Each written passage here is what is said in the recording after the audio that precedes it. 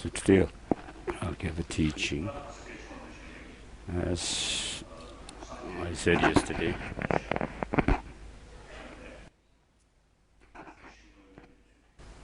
Buddhism teaches the reality of the basis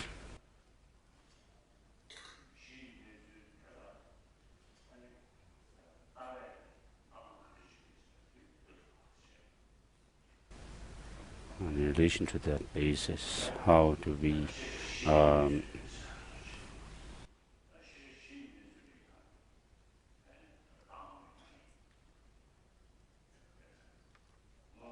view the objects, and the phenomena is divided into the permanent phenomena and impermanent phenomena, or function objects. And within the function objects or impermanent phenomena, there are three.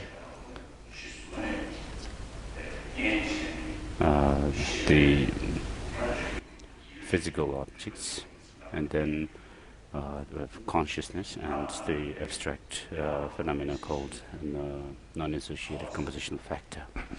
And through interaction with the objects, then we have the consciousness.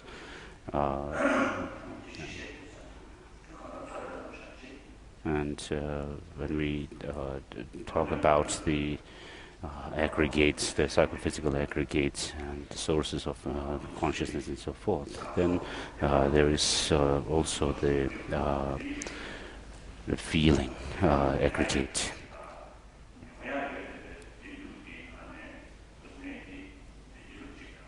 So we have a feeling, or we have the experiences of pleasure and pain, and pain is something we do not want. So all the sentient beings do not want suffering, but do want happiness.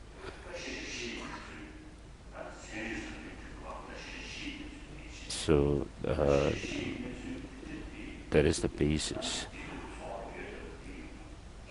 So on the basis of the objects, then how do sentient beings experience pleasure and pain?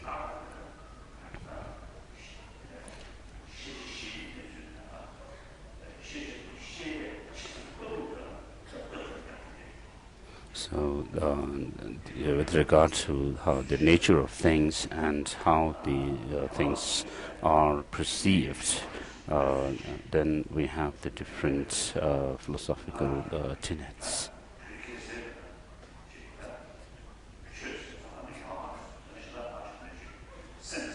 So with regard to the nature of things, the reality of the basis, there were in the past those who rejected consciousness, and even today there are those who do. Radical materialists do believe in that kind of thing.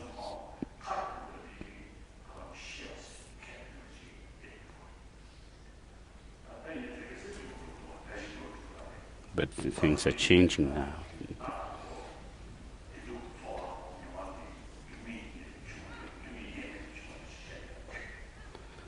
And then there are views which say that things do not arise. Things arise from without causes and conditions.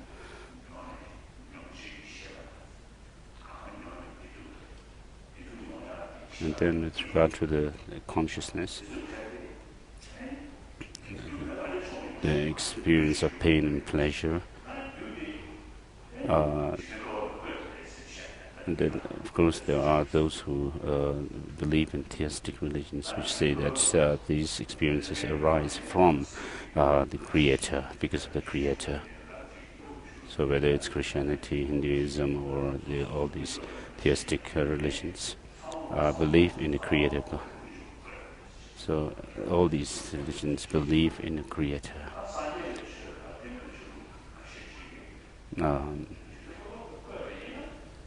Buddhism and certain other religious traditions say that if things were created by God,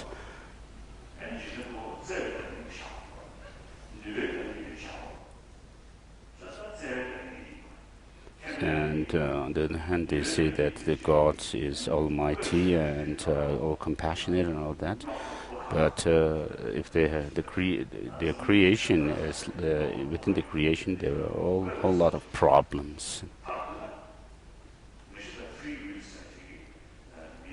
They also, of course, there is a philosophical idea of free will,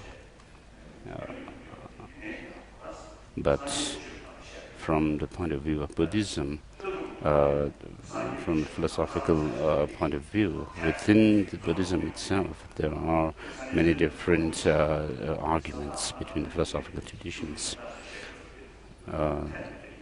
rejecting some ideas and accepting others. Although from the point of view of Buddhism, we can argue against the theistic religions, but as a religion, Christianity and all these other religions do benefit people in the world. So if things were without causes, they cannot arise. If they were if they arise from permanent cause, the cause has either got to stay permanently or cannot exist at all. So because the effects that they give rise to change, and therefore it is evident that the causes themselves have to undergo change. Therefore, Buddhism says that things that arise from causes and conditions cannot arise from permanent causes, nor causelessly. And therefore, Buddhism teaches that of the dependent origination. This is it sums up the teaching of the Buddha. Things arise from the causes and conditions, and the changes happen because of the causes and conditions. And because of that, if you think closely, then you can see that things do not have independent existence. They are merely imputed through dependence and do not have any independent existence. So that is the subtle view. So until you reach that point,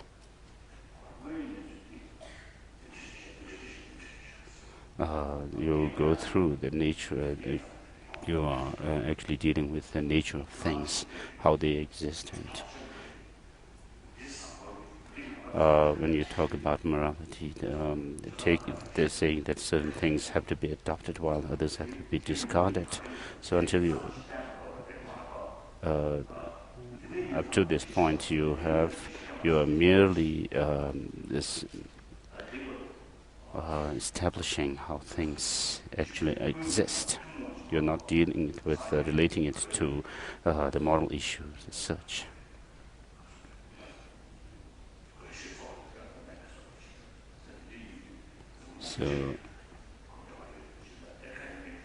So this is something which is a subject that is related and that has some connection with academic studies. And on the basis of this, the basic nature of things, then how it's related to our pleasure and pain, and explaining this on the basis of the philosophical views, then we have the two types of the dependence, causality, dependence of causality, and dependence of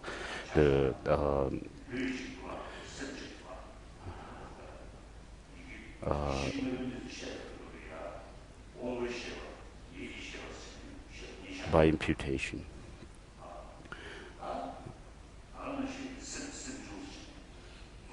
And then there is the presentation in Buddhism of the primary mind and secondary minds.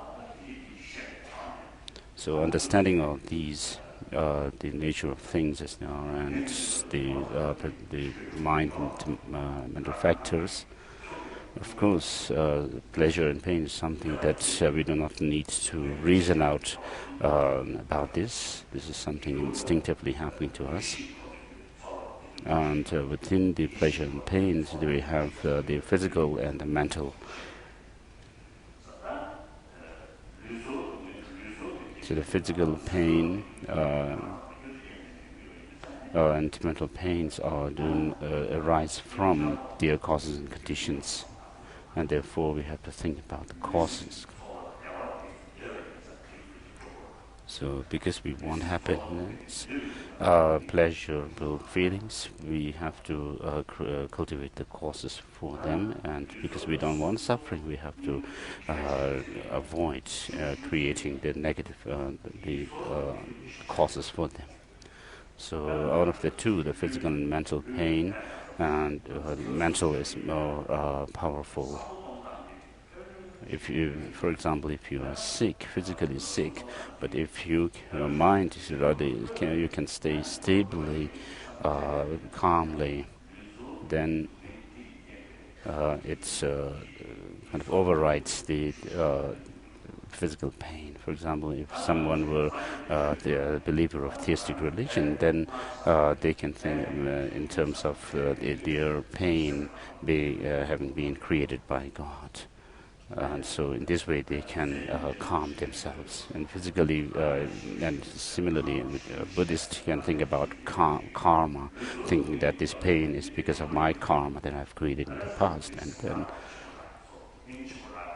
And also for the athletes, they really go through strenuous practices, trainings, in which they do feel pain physically, but because of their goal of winning some award and so forth, they do not consider it a big problem.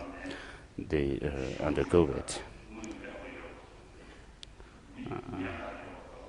And then very rich people and people with power and authority, they may not have physical pain as such, not much, but because of their thought processes, a lot of thinking and hopes and fears and so forth, or dissentiment and so because the mind is disturbed from through all this thinking, fear and hopes, therefore, although they may have physical pleasure, physically they may have comfort and all that, but the mind is not stable, and therefore they have huge mental problems. So the physical problems or physical pain can be overcome or overwhelmed by the mental satisfaction.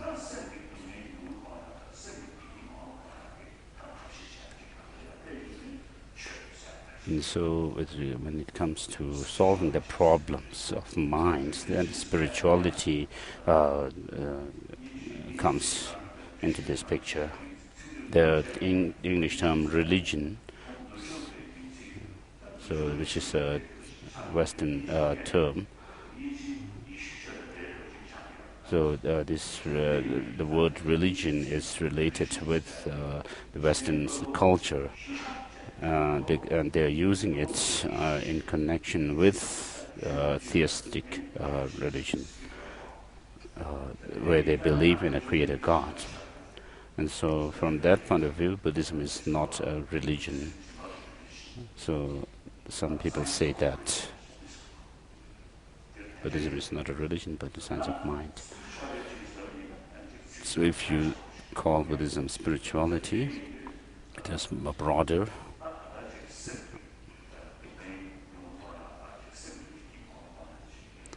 So to reduce mental suffering and increase happiness, we have spirituality. So within spirituality, there are those practices which are meant for achieving goals of this life alone. So I call it secular ethics. So I don't talk about the past and future lives as such. So we're only dealing here with the means to cultivate happiness in this life.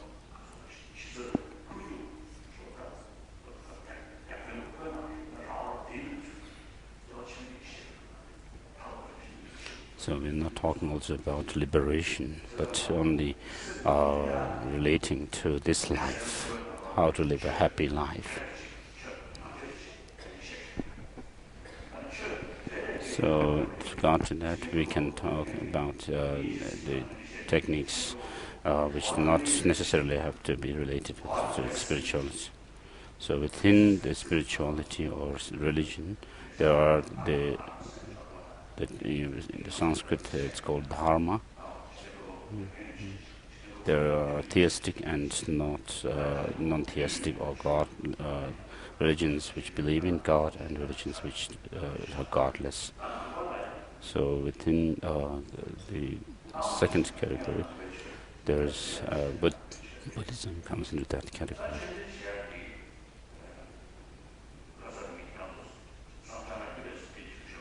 So with regard to the teaching, yesterday I asked if you have any suggestions for a text that I should teach. We don't have much time.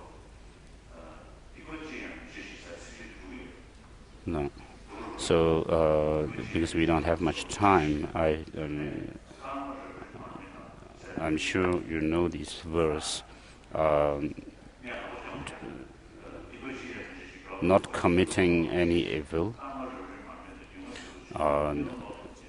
cultivating wealth of virtues, and taming the mind. This is teaching of the Buddha, and also the verse which says the stars,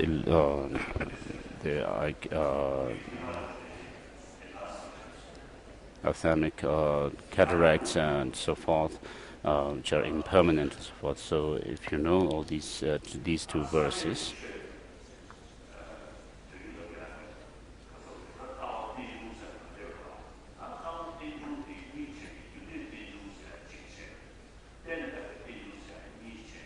so we talked about the Buddhist teaching or the theory of dependent origination, within which there are the dependence through causality and dependence by way of imputation. So with regard to the first verse, since happiness and pain arise through causes and conditions, the cause of unhappiness or suffering is that of negative actions.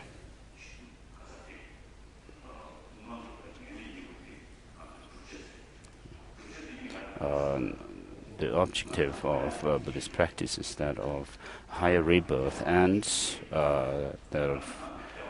or definite goodness, which is refers to liberation, nirvana, omniscience. So the happy life is something we all desire, and since that is the case, we talk about higher rebirths where you experience such as human life, where you have happiness, and joy, and comfort, and all this. And then, if you think closely from the point of view of Buddhism, suffering comes ultimately from that of ignorance. And therefore, this is something we have to overcome. And when you overcome this ignorance, then you attain nirvana or liberation. And so this nirvana is what is known as definite goodness. And so in order to achieve that first, you have to try to attain higher rebirths.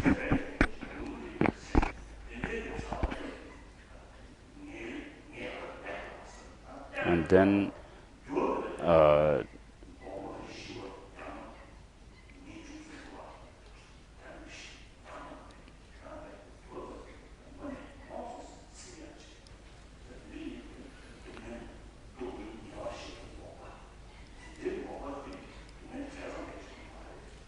so the nirvana is something which is the freedom from all causes for suffering, which is ultimately the ignorance. So the freedom from the causes of suffering, and suffering is that of the definite goodness or nirvana. So the higher rebirths and nirvana are the objectives. So this has to be attained through. These have to be attained through that, based on the mind, which has this clear light nature.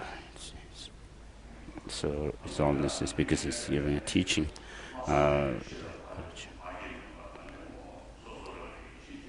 This is homage to the mother of all Buddhas, the perfection of wisdom. Deatha gate para sangate bodhi swaha. Deatha gate para sangate bodhi swaha.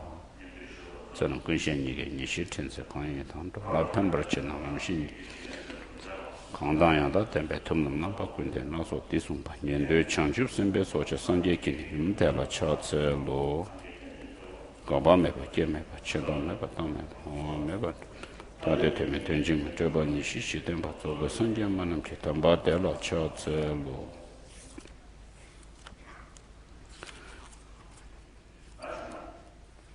So we have said certain verses which come from Abhisamayalankara and also Nagarjuna's Madhyamaka Karika. So when we engage in this kind of Dharma discourse, from both the teacher and the students have to have good motivation. Therefore, we have to correct our motivation. And therefore, let's say this verse, I go for refuge until I'm enlightened to the Buddha Dharma and the Supreme Assembly. By the merits I create through listening to the Dharma, may I become a Buddha in order to benefit all sentient beings. So let's say this 3 times. Dola Pinchira Sangye Droba Sho. Zoge Chonamla Chanjo Pardo Dane Gyapsoche. Dage Chunyenge Be Zonamge. Dola Pinchira Sangye Droba Sho.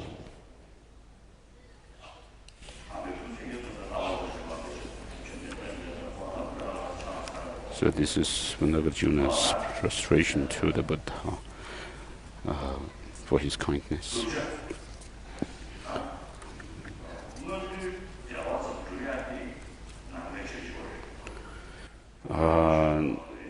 Merely attaining, engaging in practices to attain higher rebirth is not a practice of Buddhism, but it is also there in other traditions. So practices which lead to rebirth in higher rebirths, such as humans and gods in the desire realm, something which common to Buddhism and non-Buddhist traditions. So for that first,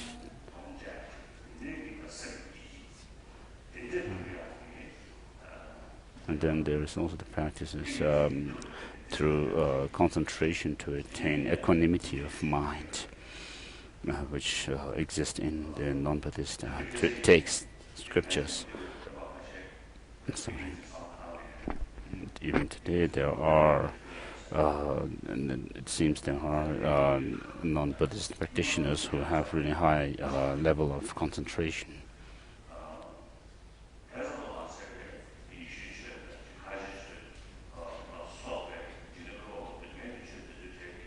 And similarly, the Christianity and Islam and so forth, which accept created God. Although they, in their own traditions, they do not accept, but from the point of view, tradition, they do not accept higher rebirth as such, but from the point of view of Buddhism, they do. And they have practices of cultivating virtue, wholesome actions, practicing compassion, all this. These are causes for higher rebirths from the Buddhist point of view, although they themselves do not assert that. So the practice of love, compassion, and all these which are taught in all religions are causes for higher rebirths. Now, in Buddhism, Buddhism teaches the practicing the 10 virtuous actions.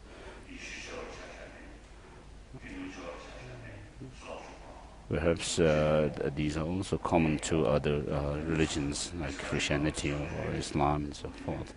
Such as not killing, not stealing, not committing social misconduct, practicing chastity, and then not lying, not using harsh language, not talking, not engaging in divisive talk, and not engaging in gossip, and then also not engaging in covetousness, greed, and harmful intent. So covetousness is necessarily attachment or desire. So whereas desire is not necessarily covetousness.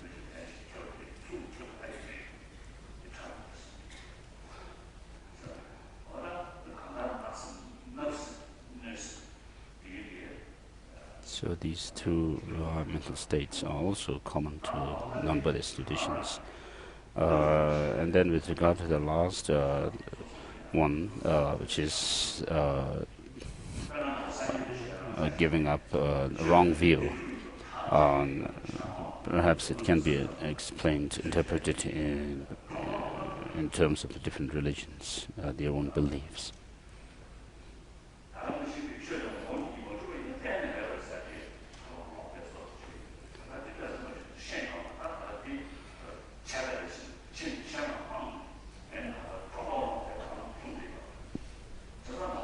So in Buddhism, there is also the wrong view, which is exaggeration of things, where you say that if things do not have any true existence, if things have some existence, they have to exist in truly from their own side, independently of that. Whereas on the other hand, you have also the view that if things do not have any essence in themselves, then they cannot exist at all. So that the second one is more of a nihilistic view.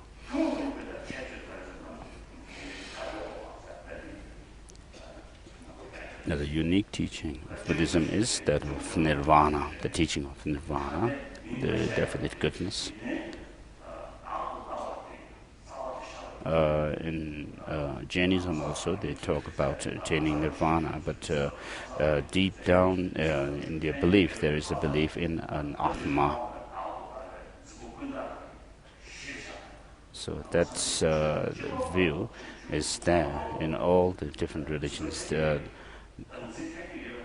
Not only that, of course, we all followers of religions have the innate kind of grasping at self, but independent self. But in the non-Buddhist traditions, they even philosophically assert it, and so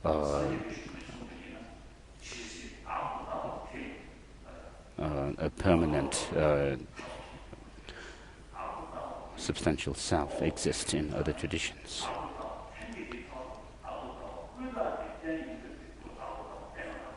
So they are, in a way, kind of reinforcing this belief in a permanent self. Of course, we have this belief innately, but through the philosophical views, they assert it and makes it firmer.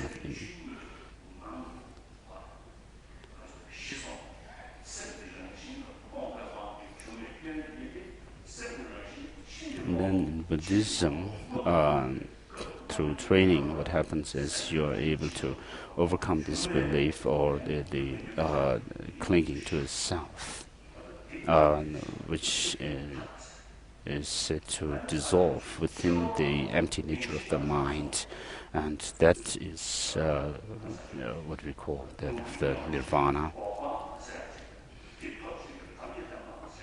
So the true cessation, which is the pacification of true suffering and true origin of suffering, is the liberation, or and therefore the Buddhist practice, or the teaching of Buddhism, comes down to attaining this goal of true cessation or nirvana. And therefore, in the first verse, the second line says, "Cultivate a wealth of virtue." So, virtue and non-virtue, or wholesome and unwholesome actions, have to be asserted in relation to their fruits, their results, and therefore those actions which are bring about harmful effects are negative, whereas those actions which bring about positive results are those of virtue. So for example, if we take this body of ours, if we trace its origin in Buddhism, and especially Kala Chakra Tantra, it talks about a space particle. In the higher Abhidharma text, there is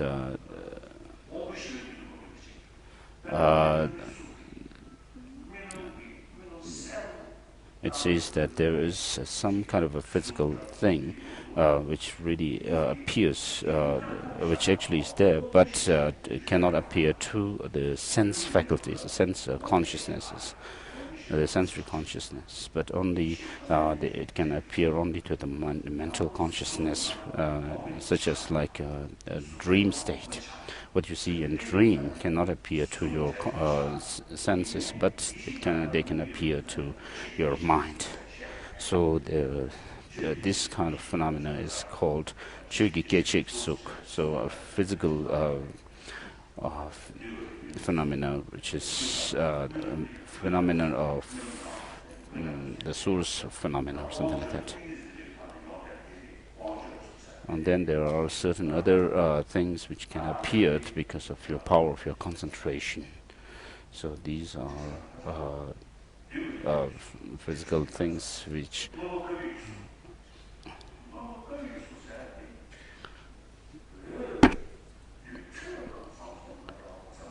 and then there is something called Ngombarkabhyaki Suk, which is like a physical, some physical thing which appears at some time. Perhaps they are thinking about, the authors in the past were thinking about some kind of a light, which today in quantum physics they see when through the microscopes, this kind of thing.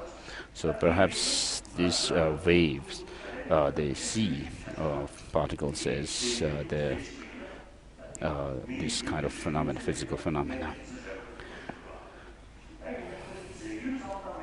And so if you think about the material condition of this body, of course we trace to our parents, blood and semen, and then that in turn can be traced back to their parents and so forth, until we come to the Darwinian theory of evolution.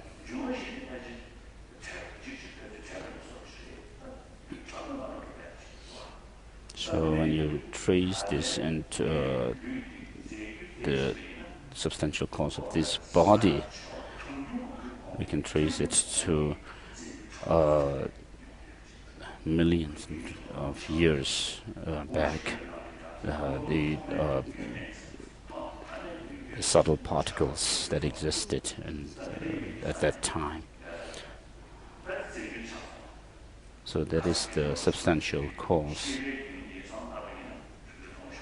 or the material cause. Just as we said yesterday that if you trace the substantial cause of mind, you can only get mind and not a material thing, which can serve as a substantial cause of mind. So this is something which is nature.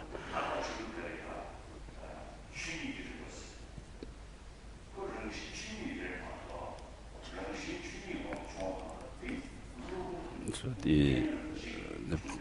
how these particles and subtle particles have arisen and given rise to their effects and so forth can be explained in terms of nature, as in our own logic. We talk about 4 principles, and one of them is that of nature.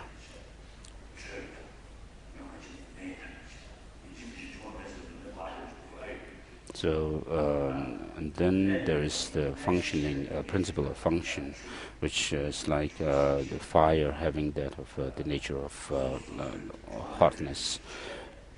And so the 4 elements have their own characteristics.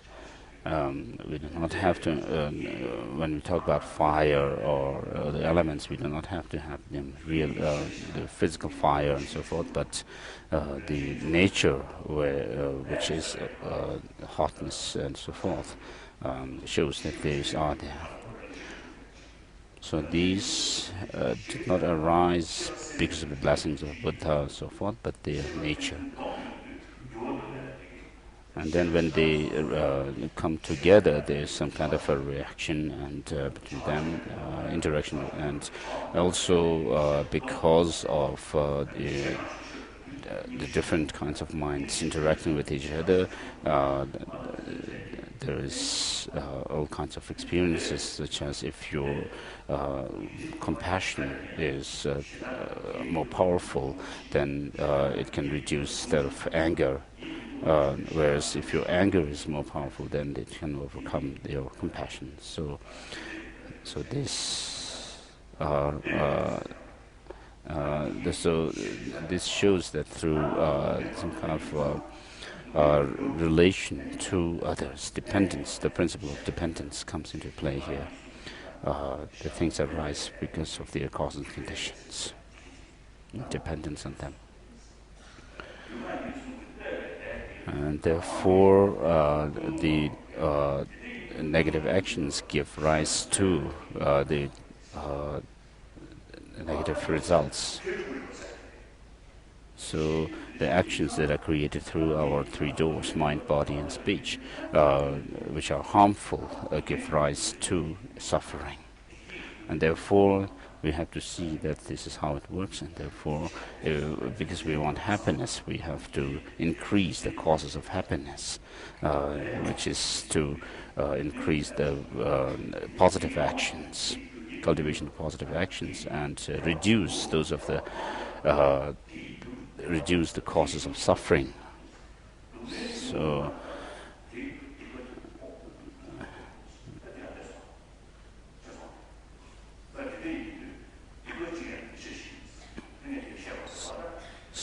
the second line says not to commit any evil actions, but cultivate the virtue.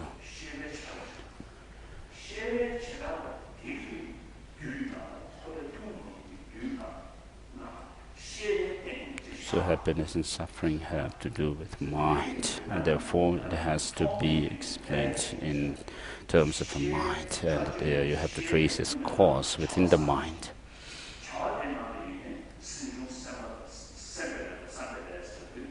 And it is the action of mind. There is the action of mind and the intent, in terms of the intention and the intended action.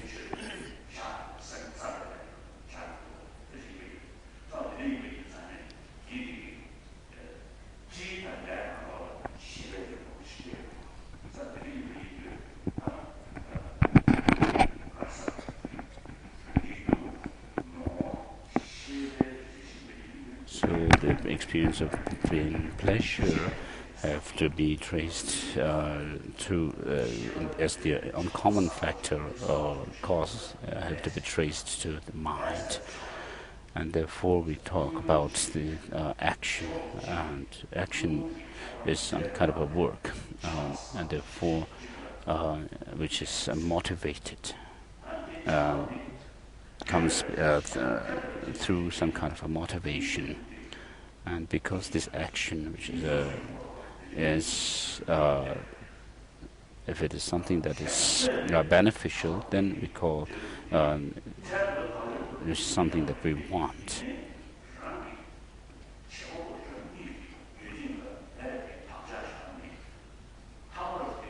Then there are certain actions which are motivated and acted out, which bring about harm to others.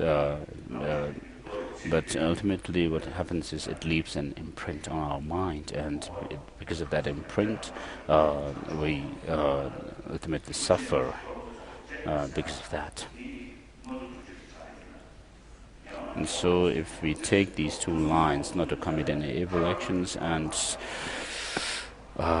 commit wealth of virtues, we can relate this to the practices of attaining higher rebirth. And perhaps we can also relate the second line to that of a higher rebirth, because it says a wealth of virtues. So because of that, we can relate it to nirvana.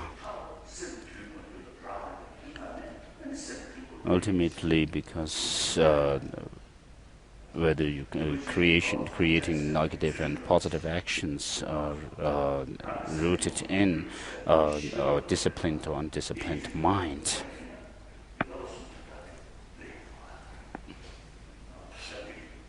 We can relate this to the attainment of nirvana and higher rebirths, and also to the three trainings of morality, concentration, and wisdom. The first line refers to, because it says not to commit any evil, you are actually abstaining from engaging in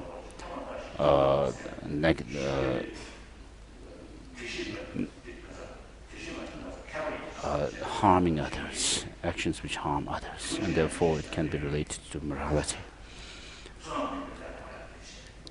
And the second line to concentration, and the third line to that of wisdom. And another way of interpreting these three is the first line can be related to giving up or avoiding engaging in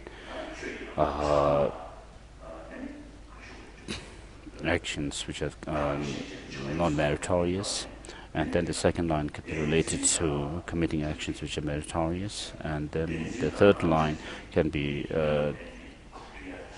referred to the overcoming of grasping at a true existence, and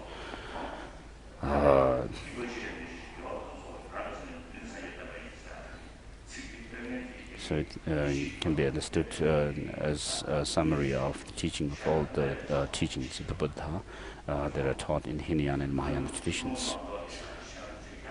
So, of course, you may find sometimes situations where you become short-tempered and all that, but never, even if somebody harms you, at that moment you might engage in some kind of a negative action, but you should not have any kind of a deep resentment and towards the other. So if you help others, then the result is you'll have happiness. If you harm others, it results in unhappiness or suffering for you. And so you should not engage in any kind of negative actions, not even in thought, uh, holding grudge to at others and so forth.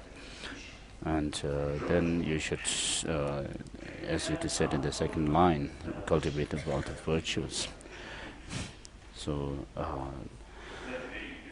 at best, you should help others, try to help others, but even if you cannot help others, do not at least harm others. So these are, in other words, within these two, you can sum up the teaching of the Buddha.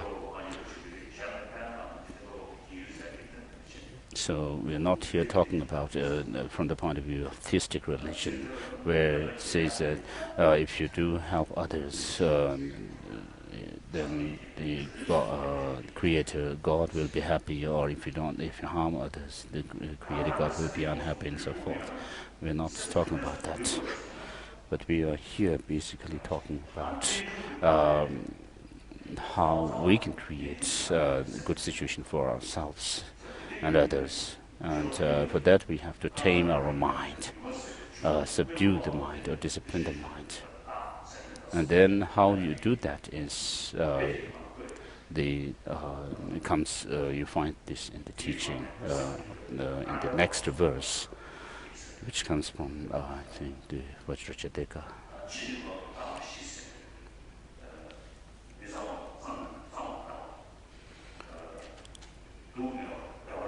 So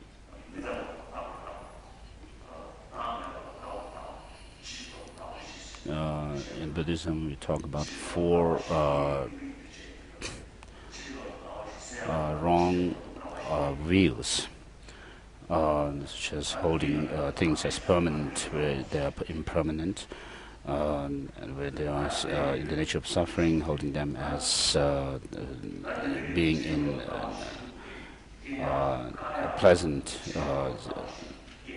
pleasurable kind of nature,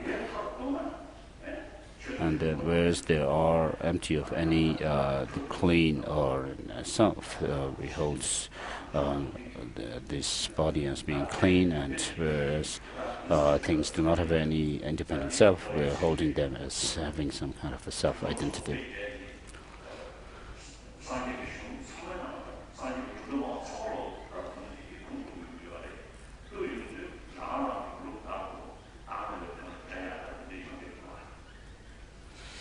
And then there are 8 different analogies that are used. So this verse, which says,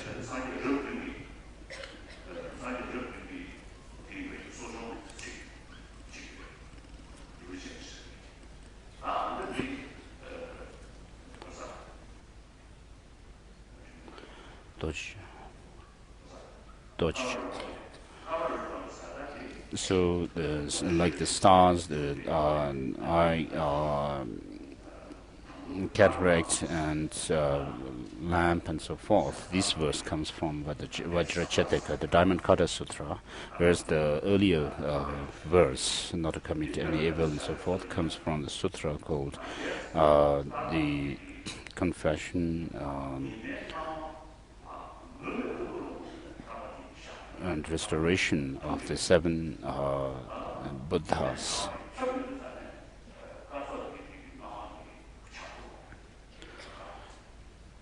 So, with regard to the second verse, the analogy of star says that when the sun is there, there is no appearance of the stars into our eyes, whereas when the sun sets, then we can see the stars.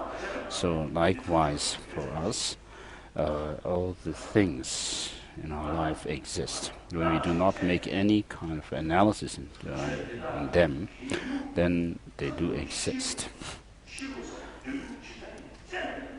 Whereas if you explore into the things, then to find out how they really exist, then we can find them.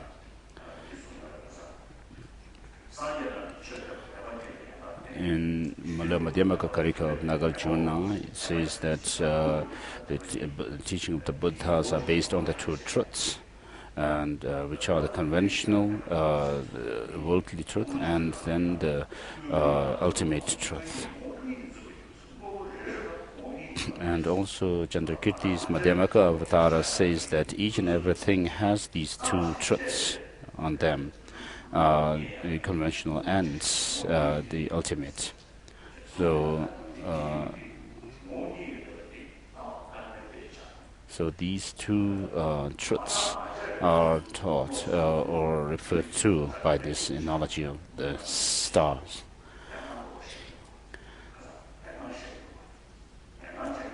Because of our ignorance, there is the appearance of the dualistic appearance to our mind when we see things. Except, it is said that except for the mind of an Arya being, which is totally absorbed in non-duality, the rest of the consciousness of sentient beings have dualism. So, just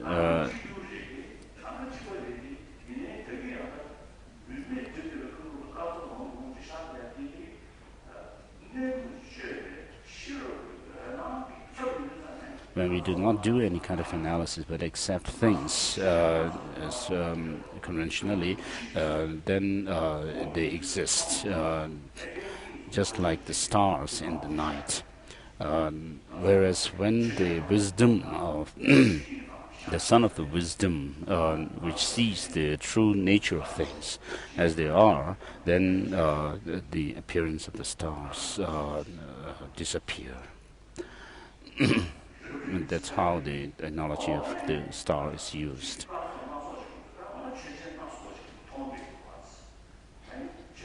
So in that case, you say that things do exist. When the things appear to us, they appear as if they have some kind of ultimate nature in themselves.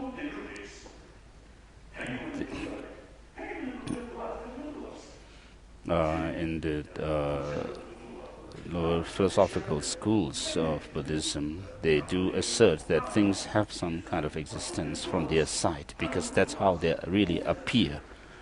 So they insist that things have such an existence because that's how they appear to us, and we can point at them, as they say.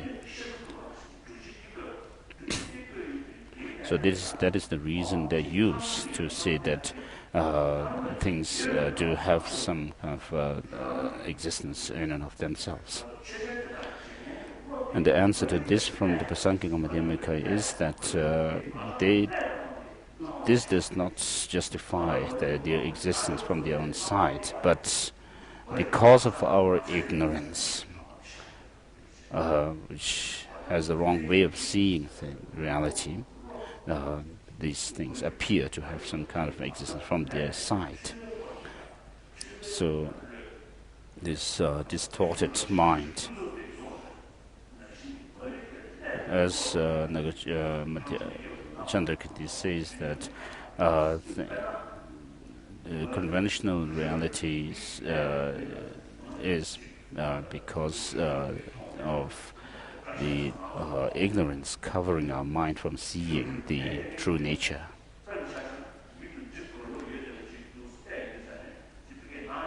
So, for example, if someone has some kind of a defect in their eyes, sometimes things, some kind of a blackish thing hanging in this space appear to their eyes. And this is not because the thing is out there, but because of the defect in his or her eyes. When that defect is removed, then that appearance will disappear of its own accord. Then, when the cataract is removed, that kind of appearance that the person had earlier will disappear. And therefore, similarly, the appearance of things from their own side is because of some kind of a defect in our eyes, our vision, our mind. And if things were to have such an existence as the lower schools say, then we have to be able to. This has to be able to this has to become clearer and clearer. But that is not the case. They actually, when you try to look for the reality of the things, they actually disappear.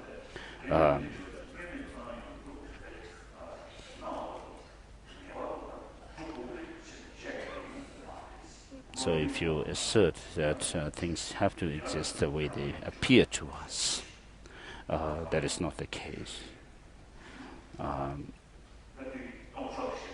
So this, the analogy of the star refers or shows that of the empty nature of things.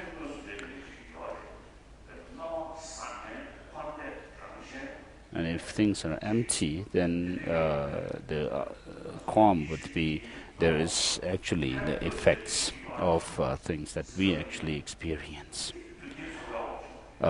Good and bad, and so forth,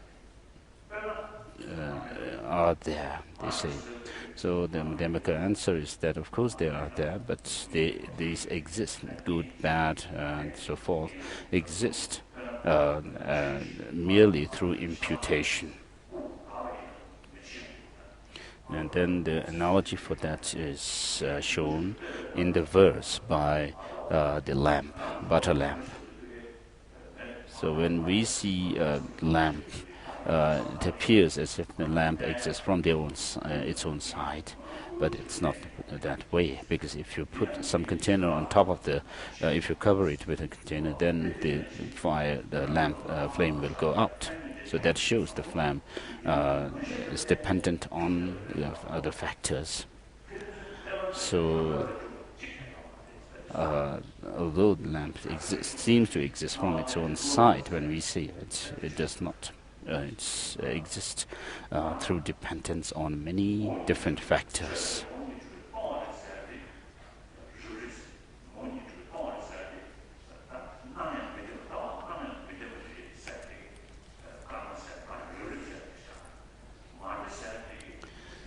So that things are empty, although they do have some appearance, is shown by that of the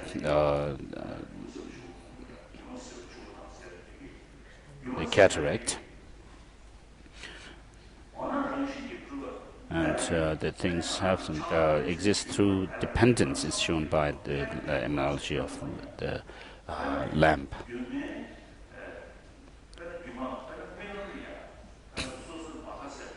And then there's the analogy of magical illusion. So we even dream of fighting with other people, and then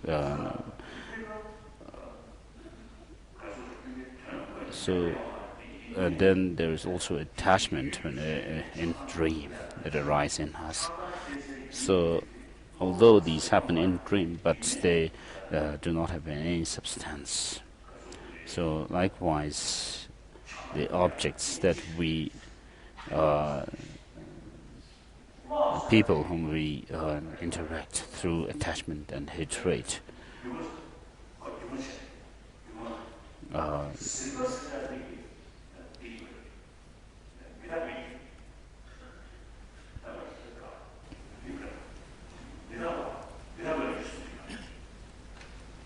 and then the dewdrops. So the magical illusion shows that there is no things do not exist the way they appear as such.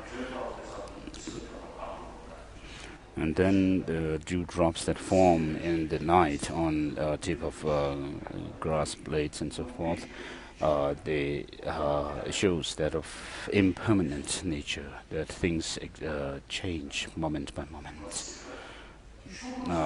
From moment to moment things change, and therefore the dewdrops show that. And then the bubble.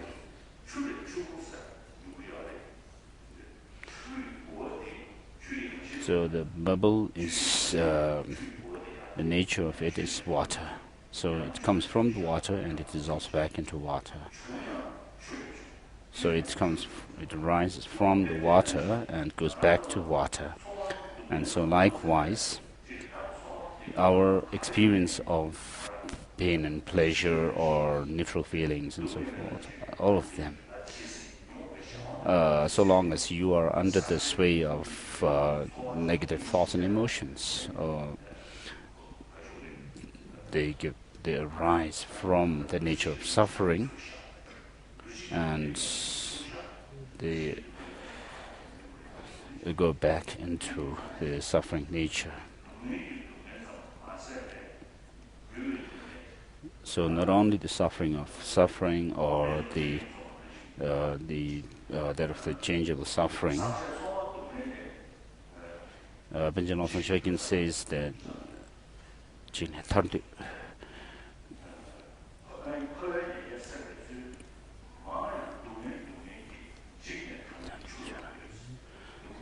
when you think about the sufferings of samsara, Benjamin Lawson Shakin says that when you think about different kinds of sufferings, then the sense of fear of the suffering is even in the animals. They don't even want to avoid that of suffering of suffering. For example, if you see a bug and try to harm it, it will try to avoid you. So that shows there's this sense of not wanting suffering. But then the impure or contaminated experience of pleasure or happiness with regard to it, so which is related with this kind of samsaric aggregate that we have. So they ultimately get destroyed. It's just as the bubble comes from the water and ultimately goes back to water. Likewise, these experience arise from the composite factors, so and they go back to the composite factors as well. And therefore the contaminated kind of sufferings are something even the non-Buddhist practitioners try to avoid. Whereas this contaminated or the karmically arisen aggregates that we have,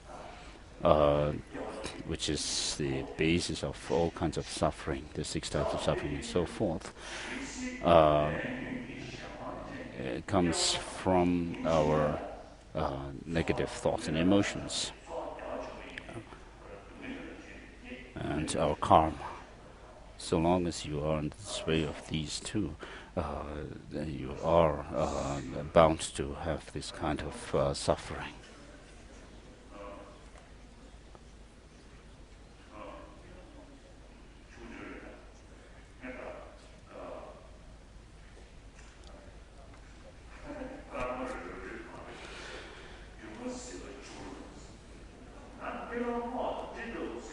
And then the next line says a dream, like the dream, the lightning, and clouds.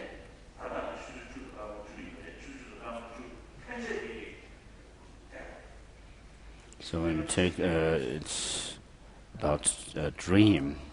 Dreams are merely memories.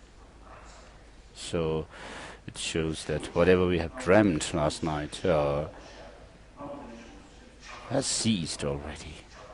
So there's no point in getting attached to good dreams or being disturbed or by the bad dreams, because they have ceased to exist anymore.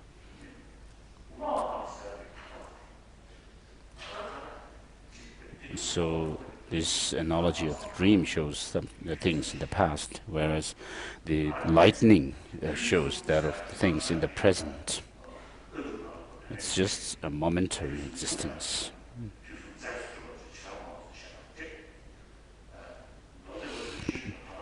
So with regard to the three times, past, future, and present, there are different ways of positing the three times, such as the Vaibhashikas say that all three times exist substantially, and whereas the Sotantikas say that present is real and the past and future are not real.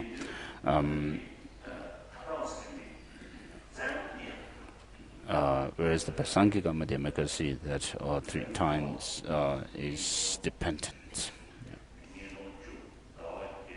So today we are on the time now is 11 minutes past 10 o'clock on this date, the 2nd of June 2010. So if you think carefully, you reduce a year to months, months to weeks, weeks to days, and days to hours, hours to minutes, and then seconds. There you cannot actually find. And then if you say it is now, this very second, you don't really have something to point to. So it keeps, the time keeps running.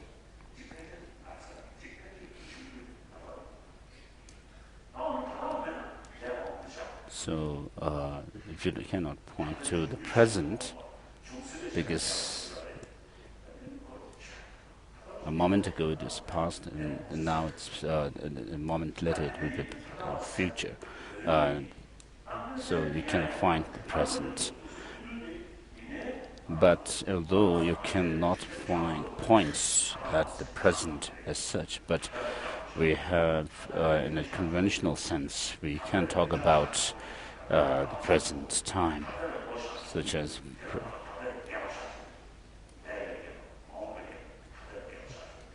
we have attachment now, and there's the minutes, seconds, and day, and so forth. Today, or now, the present moment. So the past is something like a dream, which is just a memory now, and the present is like a momentary existence of this lightning,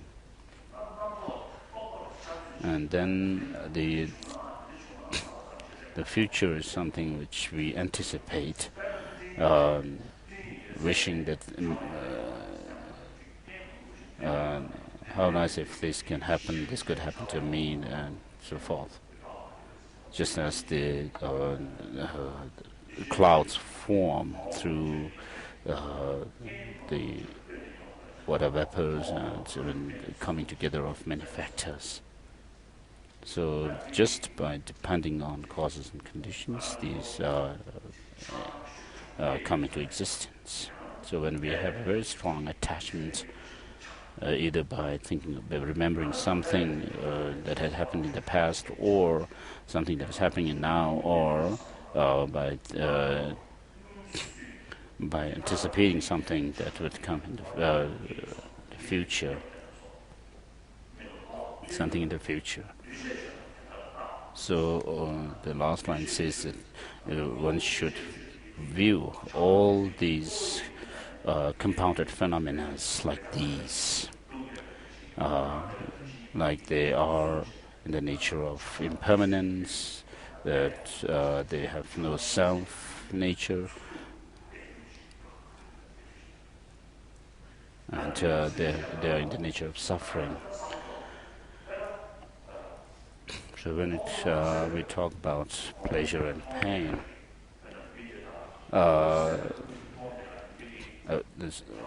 take a person who you have seen, who you see before you become angry at him, and after you become angry at him or her.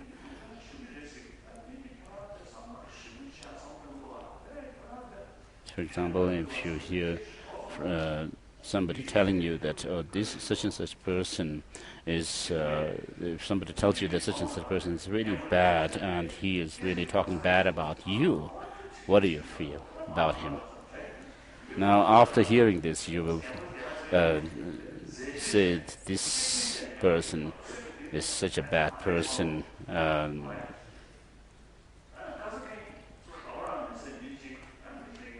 And when you see this person, of course you might smile, but it would be just a diplomatic smile.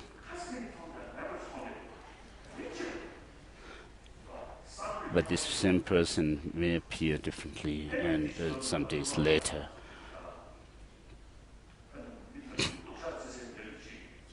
So, suppose there is a person who is bad, whom you consider to be a very bad person, and if you hear that this person has done something good, you will not believe it, because your perception of that person, whom you dislike, you look at that person with your hatred, and therefore you do not see that person to have such good quality. So you say, this is not possible. So because you perceive that person to have no change, not undergoing any change, and that's why this kind of thing is happening. Because you see the person to be ugly, to be totally disgusting, and so forth, and you justify that to yourself. And because of that, you hold on to the person you grasp at that person as being totally bad. And when someone says he has done something good, you don't believe it. So that is because of perceiving or viewing that person to have that to be bad totally from his own side. And therefore you have these emotions. Emotional reactions towards this person. So love and hate are said that to arise because of grasping at a true existence in things. So Madhyamaka philosophy is talking about that. If you see that things do not have any true existence in and of themselves, then you can get rid of love and hate towards them.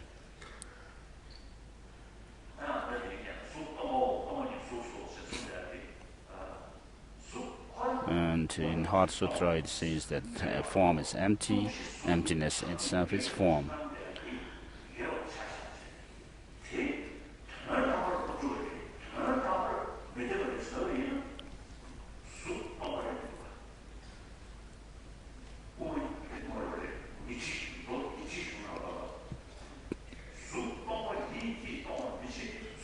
In the 25,000 verses of Perfection of Wisdom Sutra, it says that the emptiness of the form is not something which the form itself has created.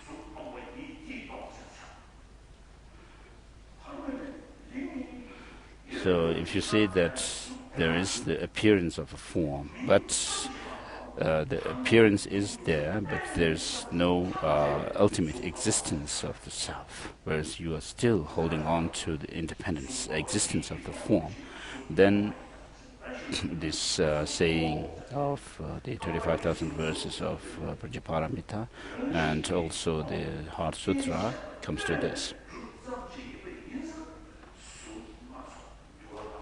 Because things, the form has come about as a result of different causes and conditions, and therefore it can be empty of inherent existence.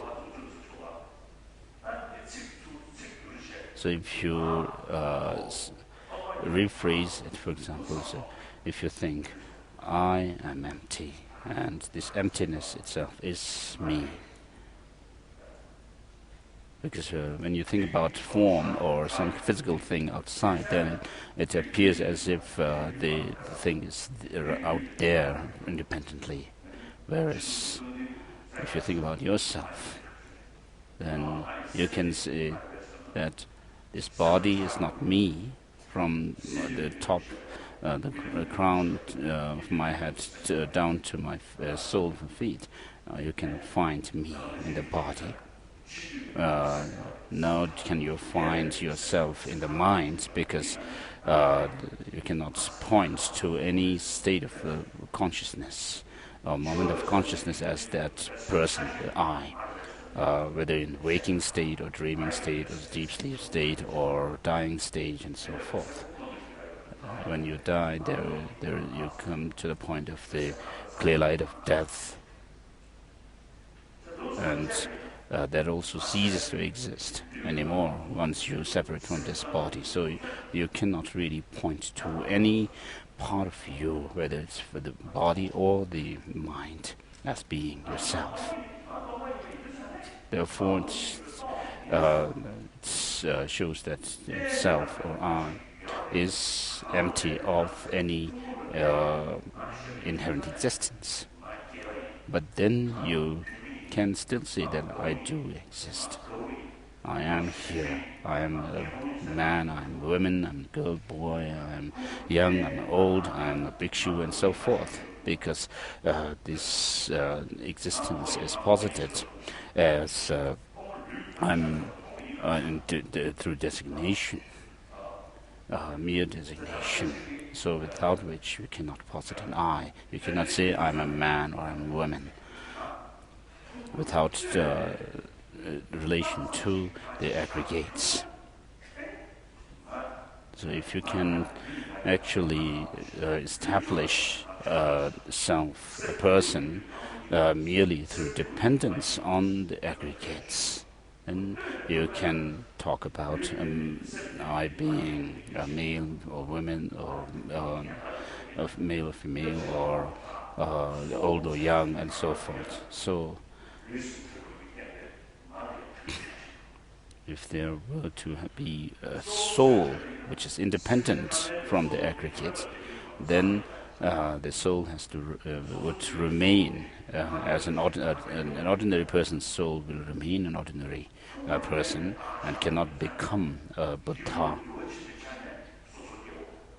Whereas if you are able to posit this person through designation, mere designation, then you can talk about going through transformation from an ordinary person to the ultimate being of Buddha. So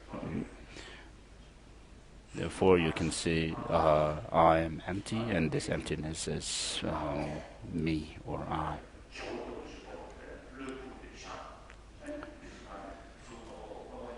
Whereas if you deep down, if you still hold yourself as existing independently, unaffected by any other factors, and just say, oh, the form is empty, emptiness is form, it doesn't really work. So emptiness is it cannot be posited without relation to some basis on which it has to be established. So emptiness by itself cannot exist in and of itself. It is the ultimate nature of some object on which it is established. So without the object on which you establish emptiness, there is no emptiness. And therefore your emptiness is also posited on the basis of this person.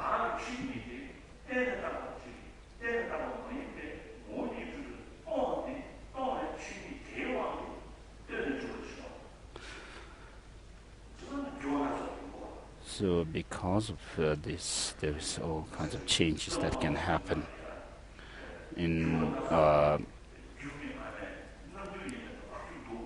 Changyaro Bedoji, in his text called Recognizing the Mother, says that this the changes that happen in us is actually the face of the mother,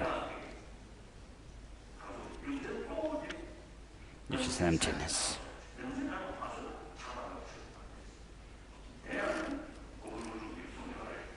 So you have to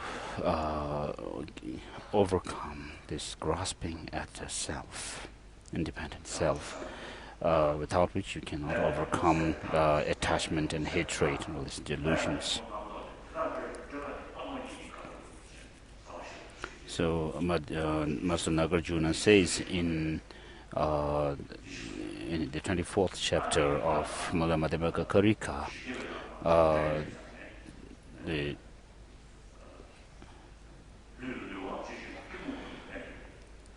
karma and delusions come from the distorted conception, and that in turn comes from some kind of reification, and this reification is overcome through emptiness.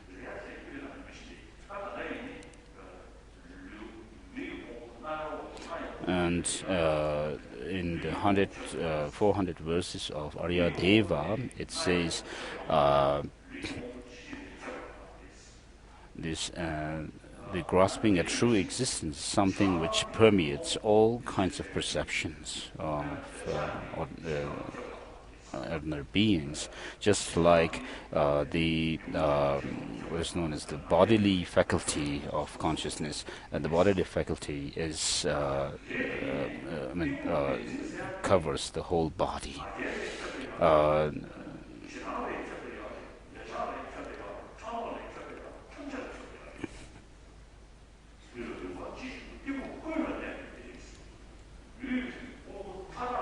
So likewise, all the afflictive thoughts and emotions are actually permeated by this true grasping at true existence. Whereas you can see that attachment, just attachment itself, is not ignorance as such, and likewise, just hatred does not go together with all the other kind of delusions. But ignorance goes with all kinds of delusions, including attachment, hatred, and so forth.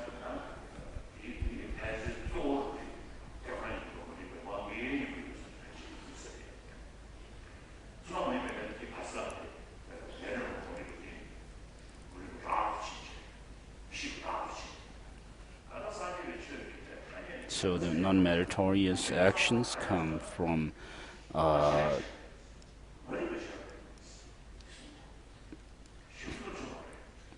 the ignorance. So since Buddhism says that this, the root of suffering is this ignorance, not knowing the nature of things. So how do we get rid of it? Not through prayer, not through any kind of other practices, but through training the mind and developing this wisdom which goes against it. So, for example, if you want to learn the alphabets, you have to learn the English alphabet and Tibetan alphabets. You have to, if you want to get rid of the ignorance about them, you can't just pray and learn them, but you have to actually study them. And then through that knowledge of the alphabets, you can overcome that ignorance.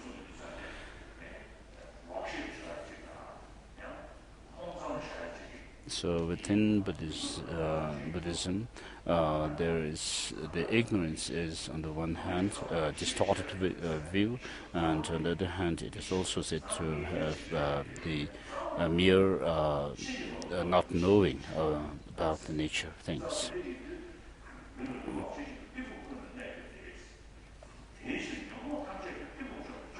And therefore, Aryadeva goes on to say in his 400 verses that all the delusions can be overcome by overcoming this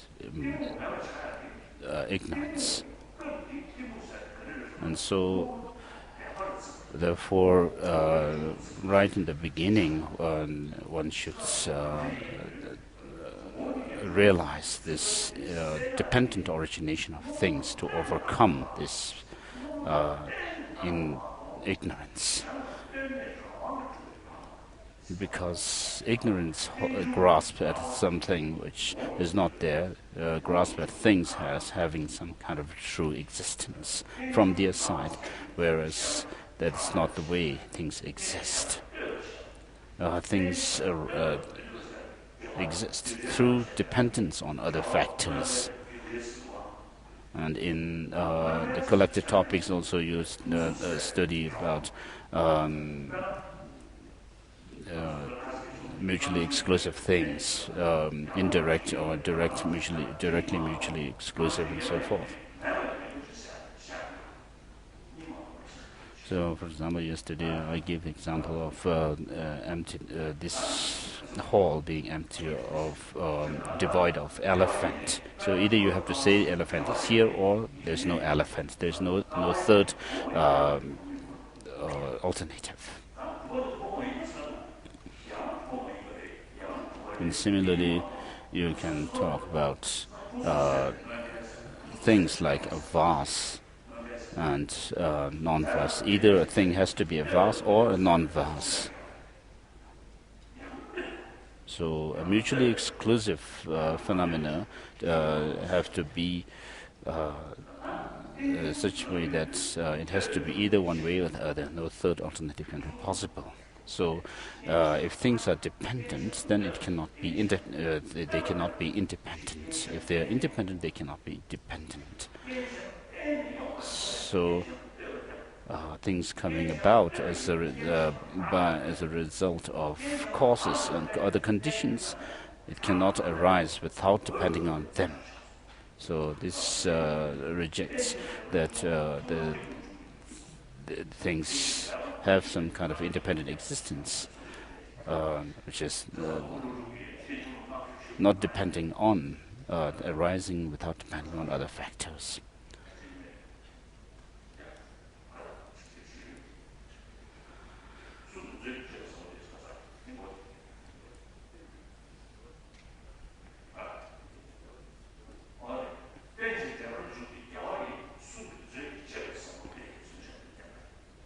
And so Master Nagarjuna says that this teaching of dependent origination is the treasure of the teaching of the Buddha. And so we can explain all the different kinds of the nature of things on the basis of this. Whether it's in terms of causality, where causes and conditions give rise to their effects, and the effects are dependent on their causes and conditions.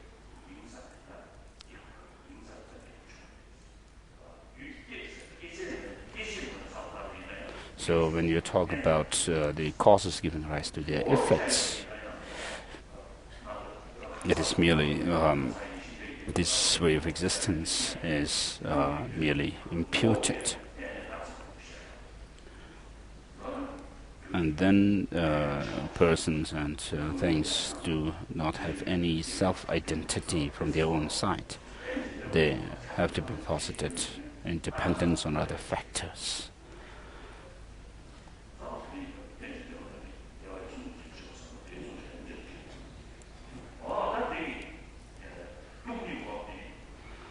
So this is how you have to understand that meditation on emptiness can go counter to our negative thoughts and emotions. So within those of the negative emotions, there are within negative emotions there are those which are not a view as such, and then there are those which are views.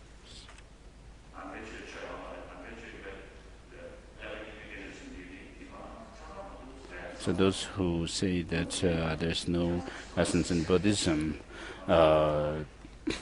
it's just an orthodox system. You have to explain to them Buddhism through this way. You cannot. You can say that this is something you can learn, actually. You cannot just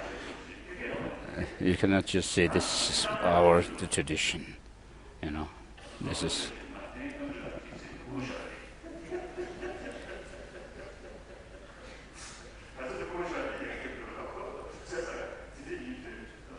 So there's no danger of losing it to the thieves. We cannot see that Buddhism is now stolen by America or anything like that.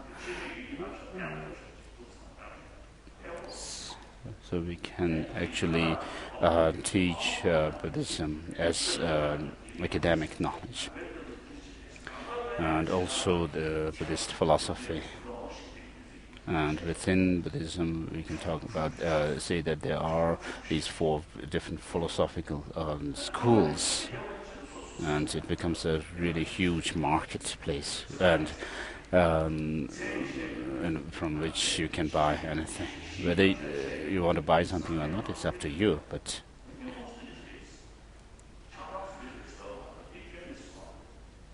so when you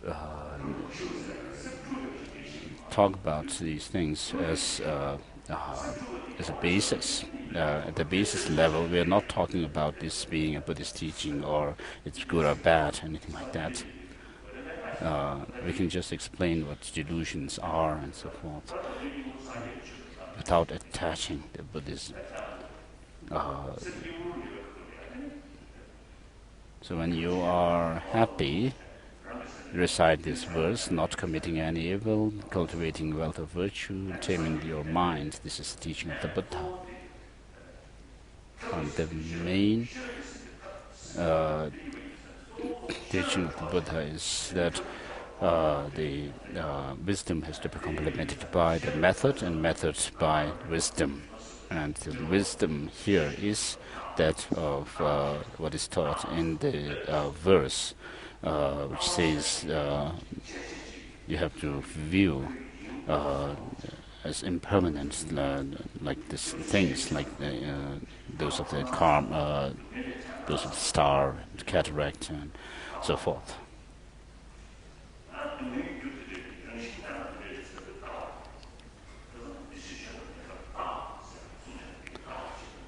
So this verse teaches the philosophical view of Buddhism, that you have to see that things are like this, impermanent, and so forth. So when you're happy, just give thought to this.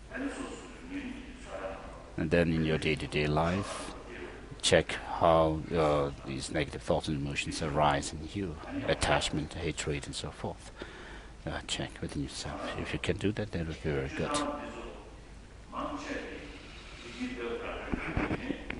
Of course, everyone is the same in terms of not wanting suffering but wanting happiness. But most people try to draw happiness from distracting themselves with some kind of visual or audio stuff. Like listening to sing songs or watching things outside and so forth.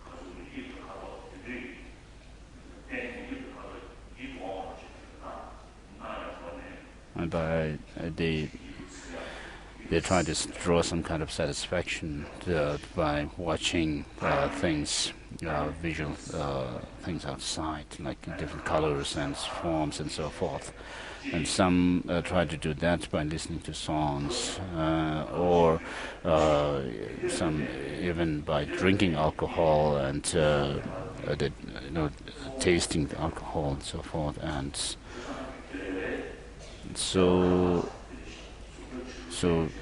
this is what we call desire ram in Buddhism, because we try to draw satisfaction, which is a mental peace, through these outer, external things. So these kind of satisfactions are there so long as the external stimulus is there, whereas there are people who, whereas if they're not there, then you do not have any satisfaction as such. You can draw For example, there are people who cannot kill their time without being able to distract themselves with these external factors. And then there are elderly people who just seem to be waiting for their death. And because all their family members, children and grandchildren have left them, and then they remain left alone. And because of some trying to find some kind of satisfaction from outside, they have nothing else to do, but they just go around different countries on tour and so forth. Whereas, for example, a Christian practitioner who are dedicated to their practice. I've seen many people in Christian monasteries which are away from towns and villages,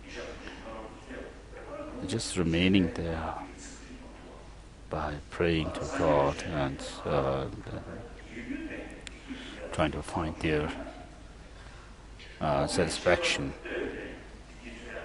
And similarly, it's in Buddhism, trying to find comfort and satisfaction from outside. It's just something that we do on the side. Whereas the main thing is to overcome our delusions, afflictive thoughts and emotions, because they are the ultimate cause of our suffering. So try to become aware of them and train your mind. Be broad-minded, calm, and then day by day you can train your mind and you can draw real satisfaction. So scientists today, even scientists today say that our immune system is disturbed by anxiety and fear. The immune system is eaten into by our very strong kind of hatred, anger, and fear. Fear, they eat into our immune system, they say.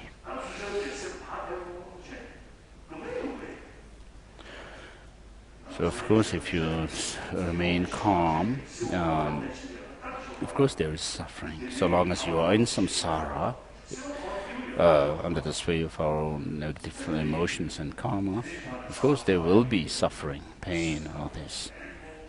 But with that knowledge, you can remain calm. And then you can go over this verse from Shantideva's Bodhicharya Avatara. If there is a remedy, why be unhappy? If there's no remedy, what is the point of being unhappy?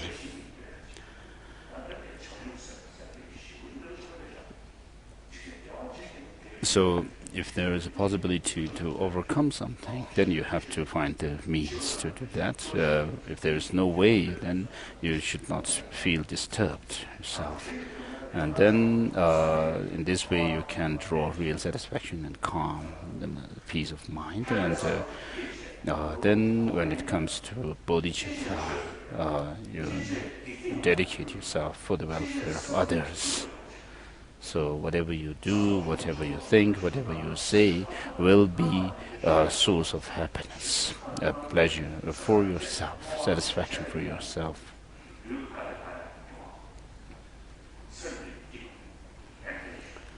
And then you can dedicate your body for the welfare of others, and you can dedicate your speech and mind to for the welfare of other sentient beings. And regard all sentient beings as your guests. then you'll find whatever you're doing as something worthwhile. As Shantideva says, which sensible person will feel fatigued to journey to go on the journey of enlightenment without feeling any sense of tiredness. A journey to enlightenment led by this bodhicitta from place to place. So long as you remain in samsara, you can, if you think like this, by dedicating yourself for the welfare of others, it's really good. But it doesn't mean that the samsara is something very pleasurable existence.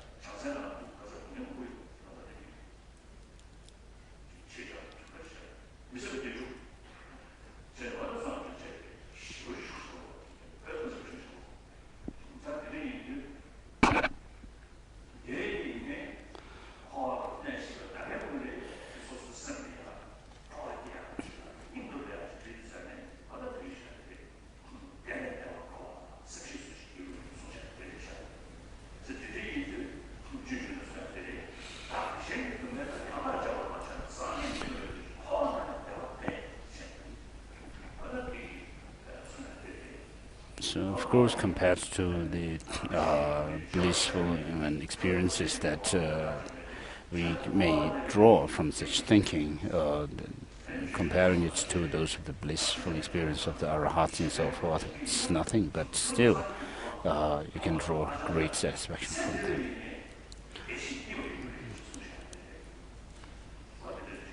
And Shantideva says that without exchanging one's happiness and others' suffering, with others' suffering, there's no way you can become a Buddha. So,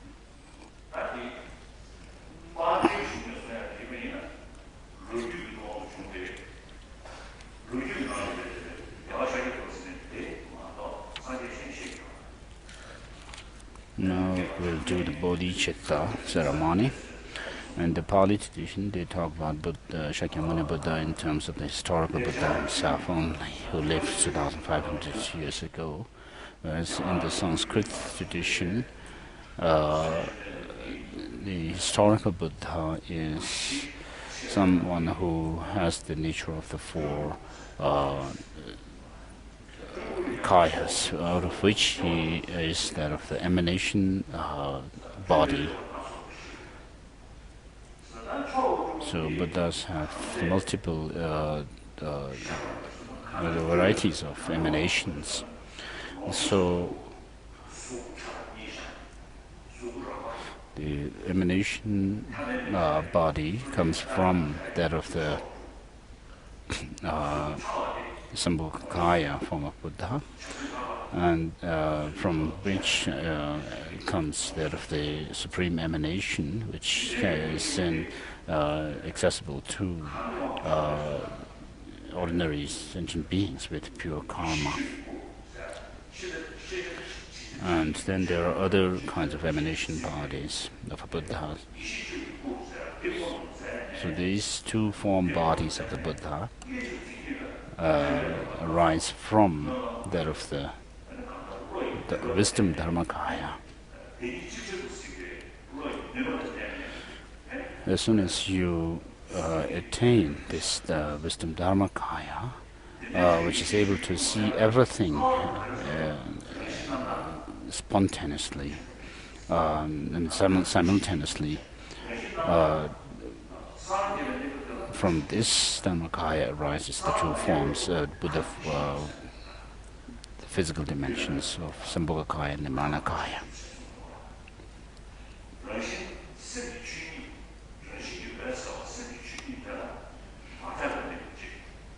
So, with regard to this the fact that we can attain Dharmakaya is because of the nature of emptiness. This emptiness of mind is all there, while the mind is not purified of negativities, and it is also there. One becomes Buddha.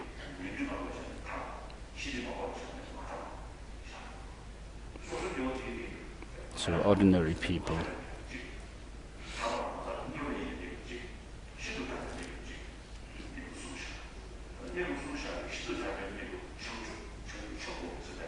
so the great ordinary beings are the emptiness, or the what is known as the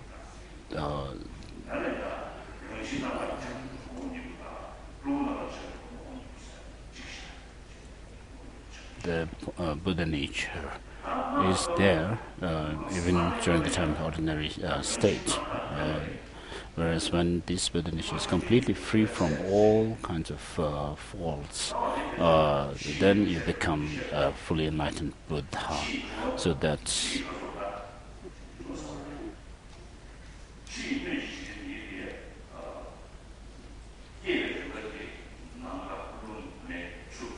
so with regard to the evolution of the external world, it starts with space and goes into the wind,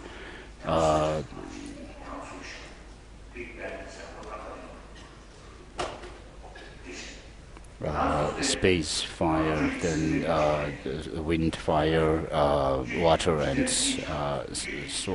earth, and then in the dissolution process, it's the other way around. The process reverses.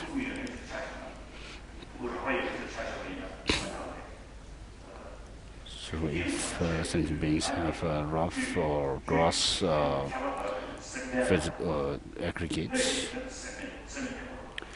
so the external world is something without mind, inanimate, whereas the animate beings have the sentiency.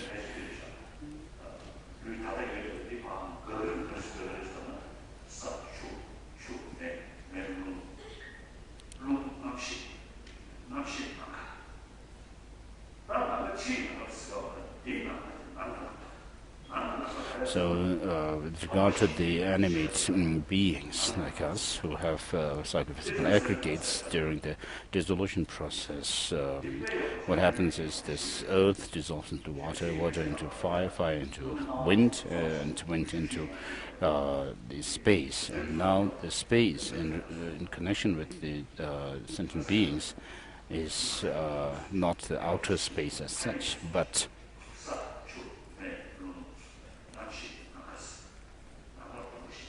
and within the space there is division into the four empties.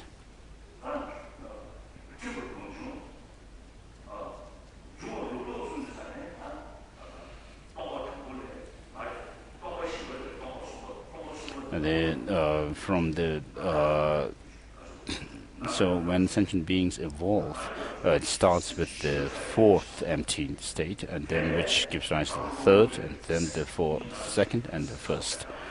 And then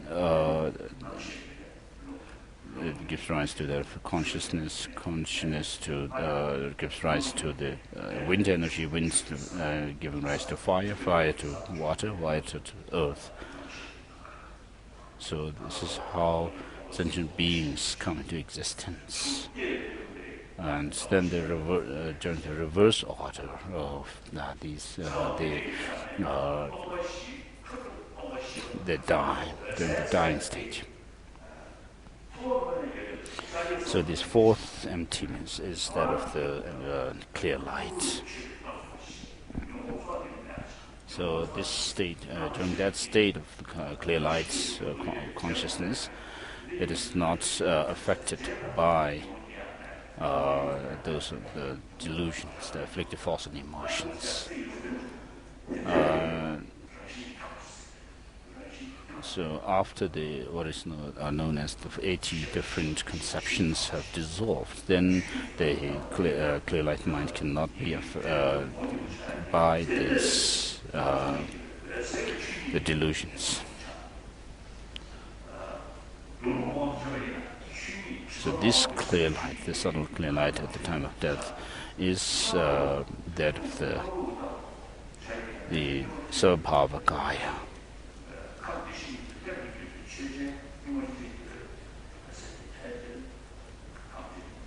This transforms into the Svabhavakaya of the Buddha at the resultant stage when we become Buddha.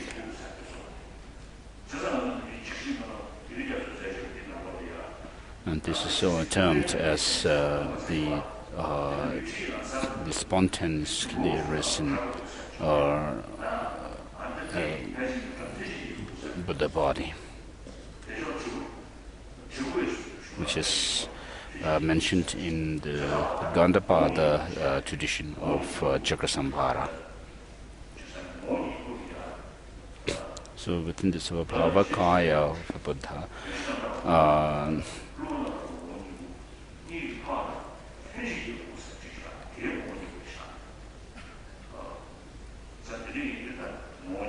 on top of the usual two, we can have this third one, the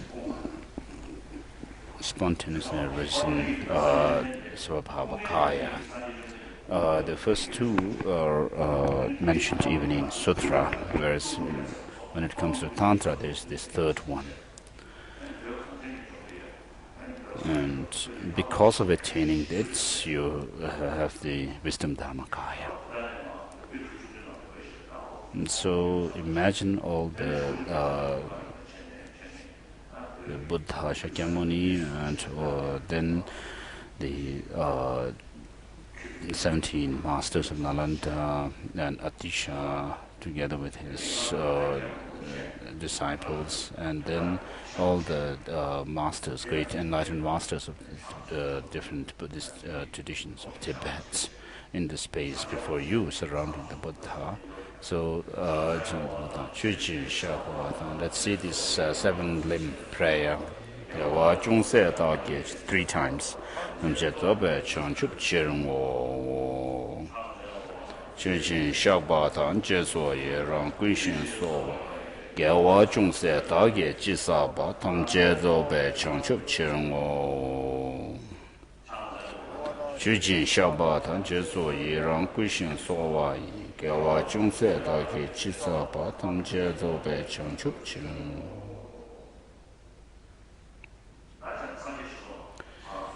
So let's see the verse of taking refuge in bodhicitta 3 times. So sit, crouch.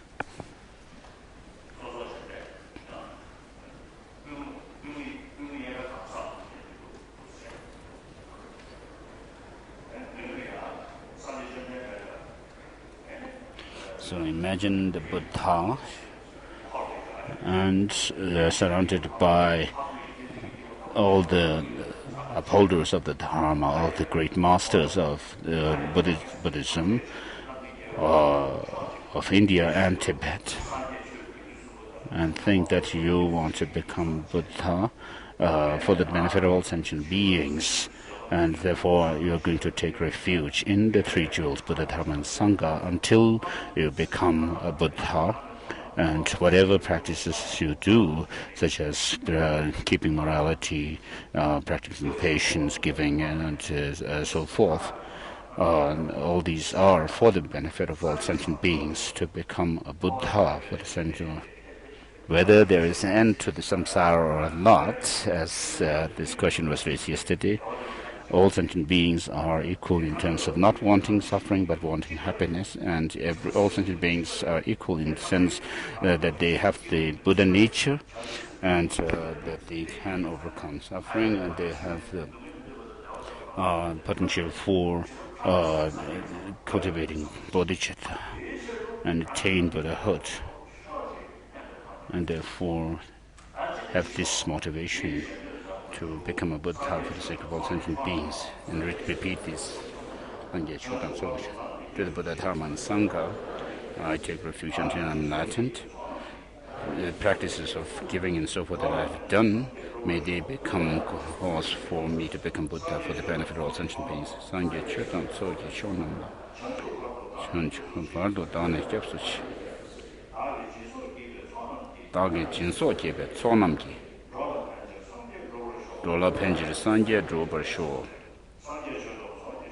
Sangye Chötam Tsoge Shonam La Chanchu Bardo Dane Jepsuchi Dage Jinso Jebe Tsonamgi Dola Penjiri Sangye Drobar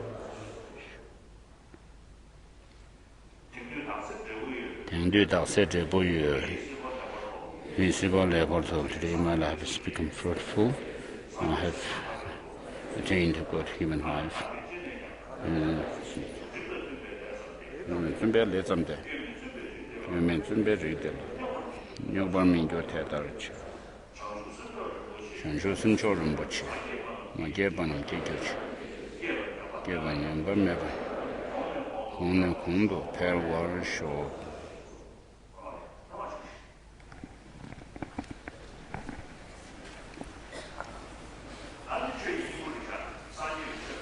So the essence, this is the essence of the Buddha. All the teachings of the Buddhism, in the Hinayana and Mahayana,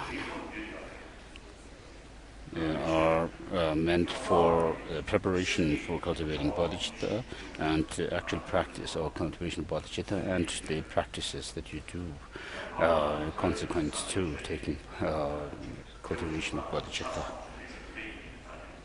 So Tibetan Buddhism is a complete teaching of the Buddha, and you have to make this practice or cultivation of bodhicitta as main practice.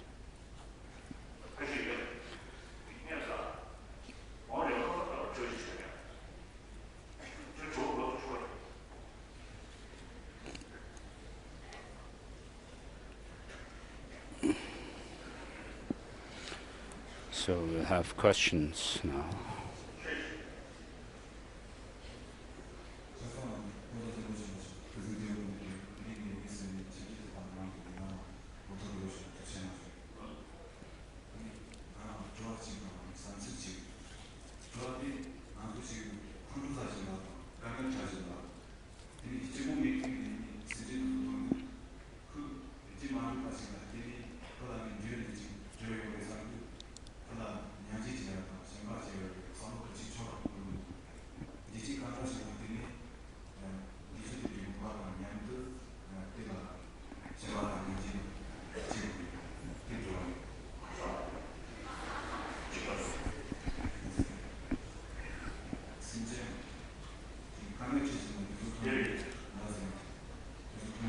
When I see beings who are in difficult situations, or some who are angry and so forth, then it makes me less compassionate towards them. It becomes more difficult for me to develop compassion. With regard to cultivation of compassion, you have one thing which is not feeling the suffering to be unbearable,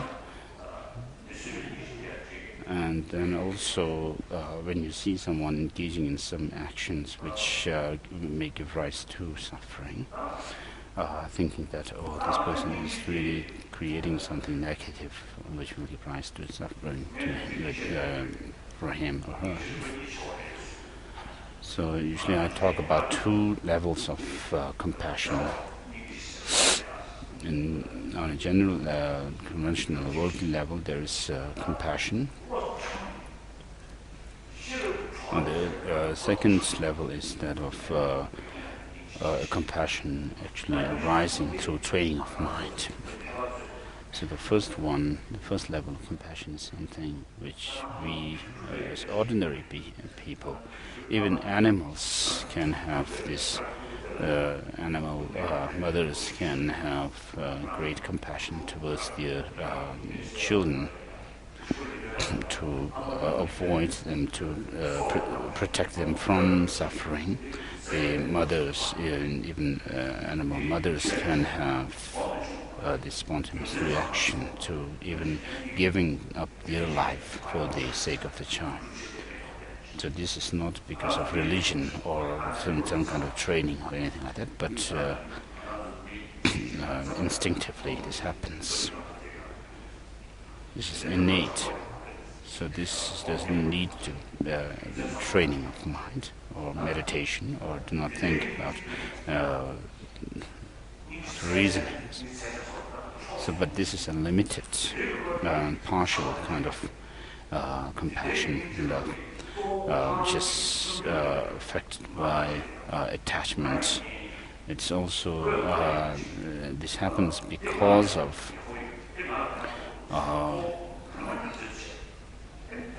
using oneself as the reason, thinking that this person, that person has done something good to me, or is beneficial to me, helpful to me, and things like that. So this isn't something ordinary.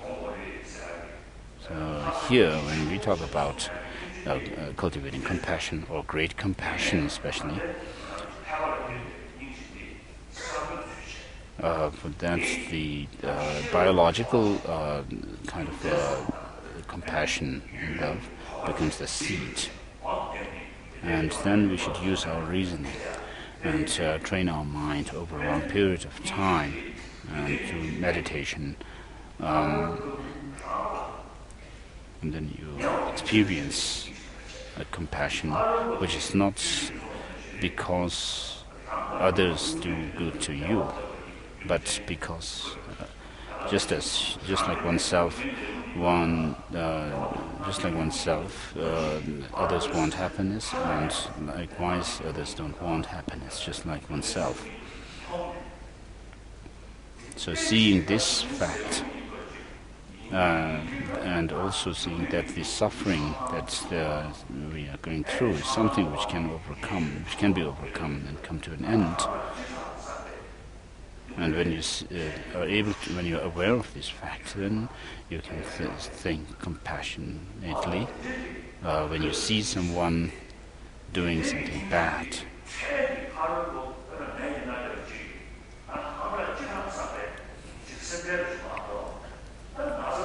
so this kind of suffering, compassion is that happens when you see someone really suffering from some kind of sickness.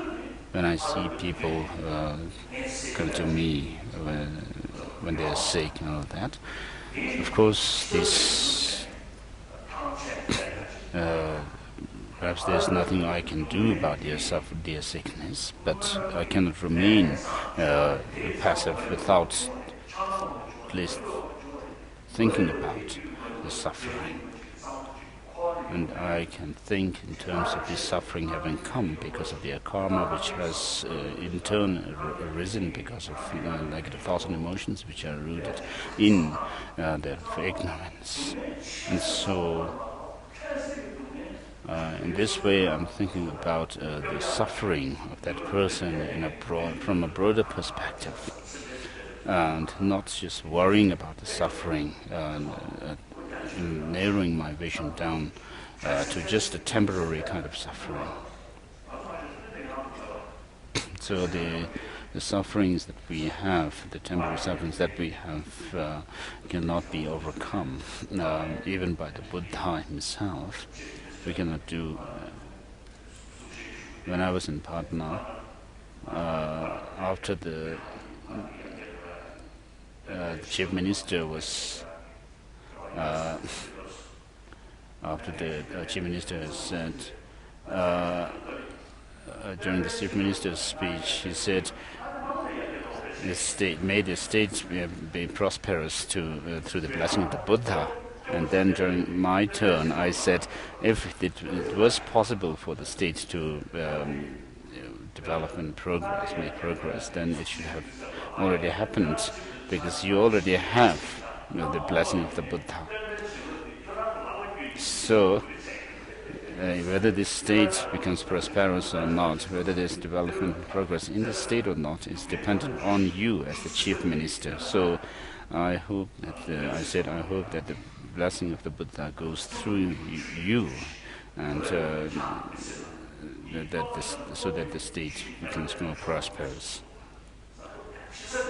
And so the Buddha himself has said the suffering of sentient beings cannot be picked out like picking out the thorn, nor can it be washed with water and so forth, but by showing the truth.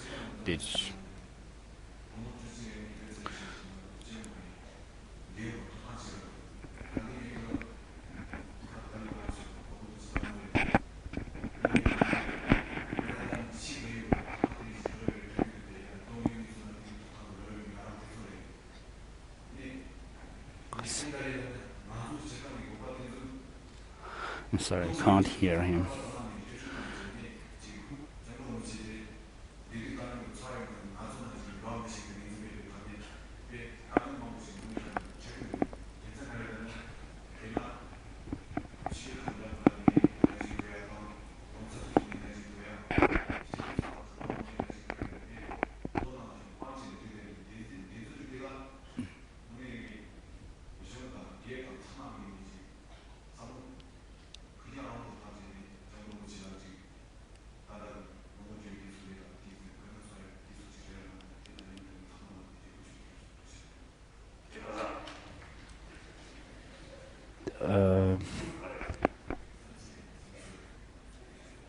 I think he was saying that we have to offer long life pujas.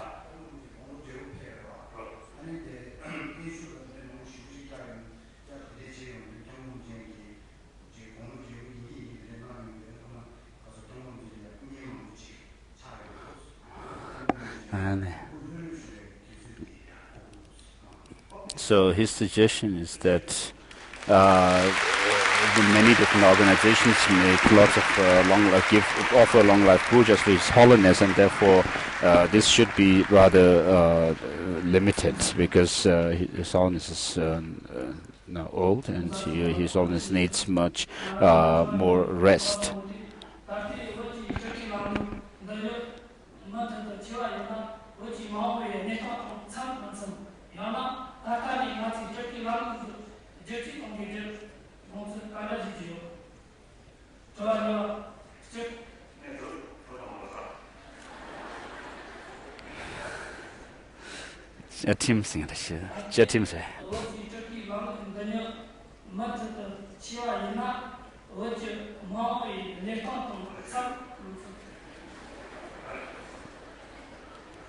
If the situation of Tibetan situations remains like how it is,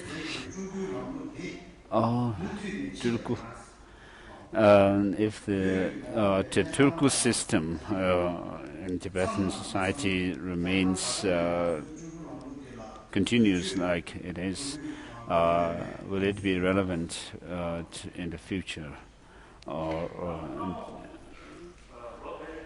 should there be some change in this Turku system, recognizing reincarnations of different lamas?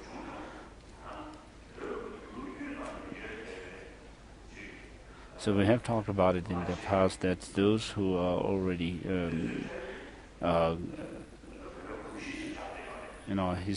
history, those who have been recognized as great masters, which are actually proving helpful. Of course, when some of these lamas become disgrace to the Dharma, then of course do things which are harmful to others, then it is disgrace to the Lama.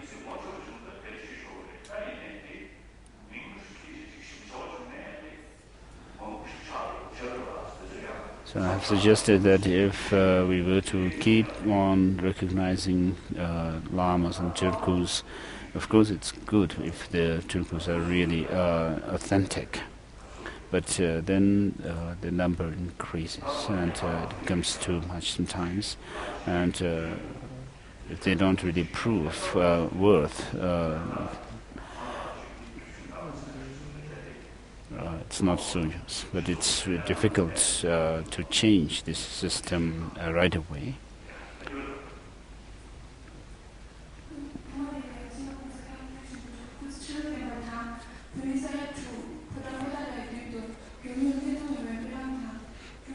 So I pray for His Holiness's long life, and that Tibetans can get back to Tibet in front of Buddha.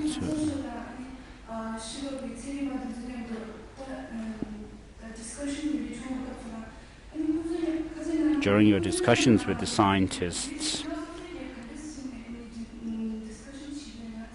how do you discuss Buddhist philosophy with them? Because in it we're talking about law of karma, law of the reincarnation, and all these.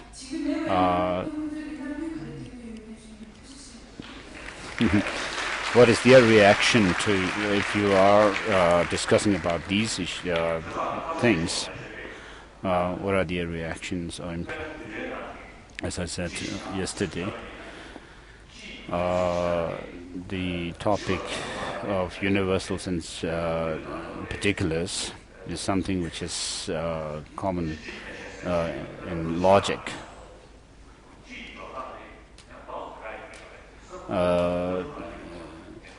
Of course, the interpretation of universals and particulars is different in the non-Buddhist traditions. So this the relevant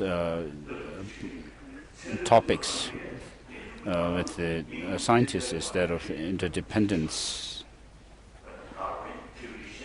Although they don't use this term, interdependence, but for example, in the Darwinian theory of evolution, it is talking about interdependence of things. So it's relevant there. And also the theory in Buddhism that things cannot be found under investigation when you analyze them. This also becomes relevant to the quantum physics. So I know someone who uses this term interdependence, and I told him, in science, do you have this idea of interdependence? He said no, but he said jokingly to me that this term, the interdependence or dependent origination, is something which is now entering into the scientific world, and he's told me that it has found a chair in the scientific world. It has pushed itself into the scientific world and has found a chair in it. And then he said that when you talk about quantum physics, they cannot point to something as being this and that thing, and which is very similar to this the Madhyamaka view that things cannot be found once you analyze them.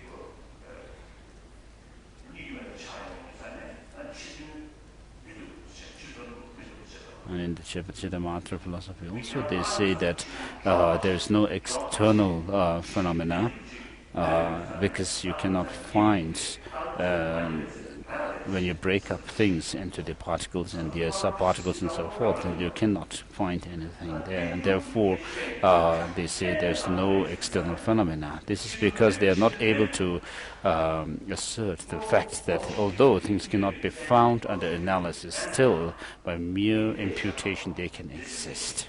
By designation, this is something that the Madhyamaka philosophy is able to assert. So for that, the idea of the interdependent nature of things helps in understanding it. I do not talk about past and future lives with the scientists at all. When they when they raise this question, I say that this is Buddhist business.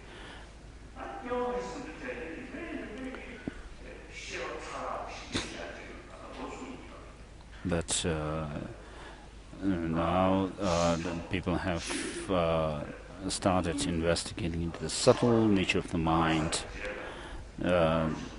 even after clinical death, whether there is a consciousness or not. We Tibetans call lamas staying in Togdam, a meditation, even after clinical death.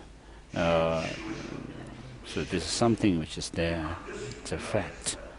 So how does this kind of happen? The investigation on this is going on. So some scientists are paying attention to this. So this has some connection with past and future lives, but we are not. We are using this as some kind of common knowledge, but not trying to justify the past and future lives to the scientists, because this is something that they don't accept yet. It's like forcing them to accept if I do that.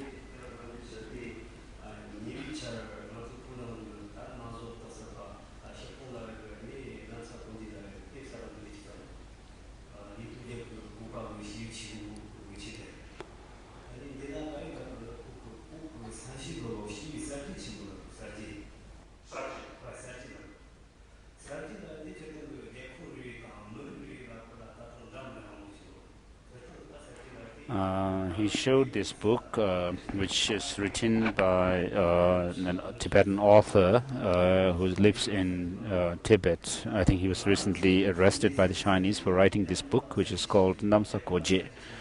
And he uses the term revolution or renaissance in his book in relation to the 2008 uprising all over Tibet against the Chinese rule.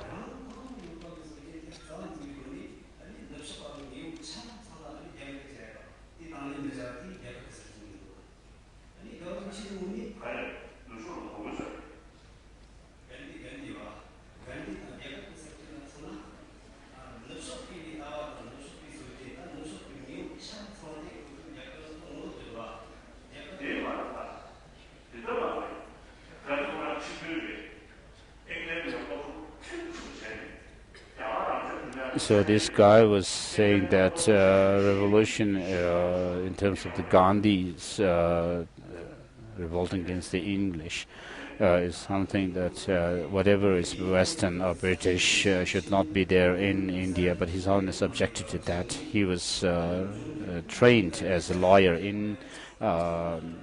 He studied law in England, and he knew law. So basically he's asking what is meant by revolution or renaissance. His Honor says this is something you cannot fight if you put it under the lens of analysis. You cannot find what revolution is. And when I was in China, Mao Zedong said that Buddha was a revolutionary. Why that is?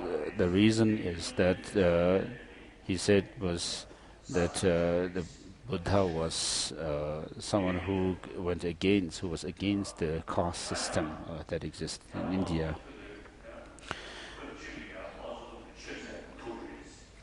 And on another occasion, when I met Mao Zedong, he said religion is a poison.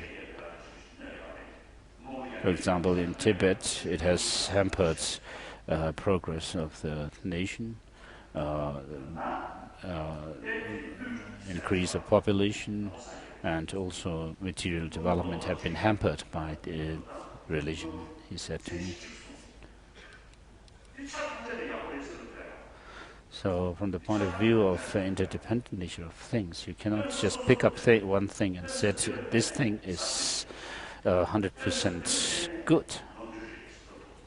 But you can say this is good in relation to something else, and it is bad in relation to others.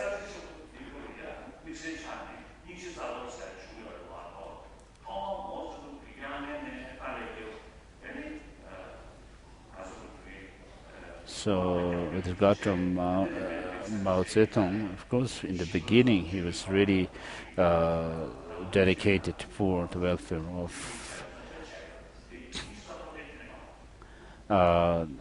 So at that point, at one point of time, before the Cultural Revolution in China, Mao Zedong was not against that of the compassion, whereas during the Cultural Revolution, he was really against everything that was traditional.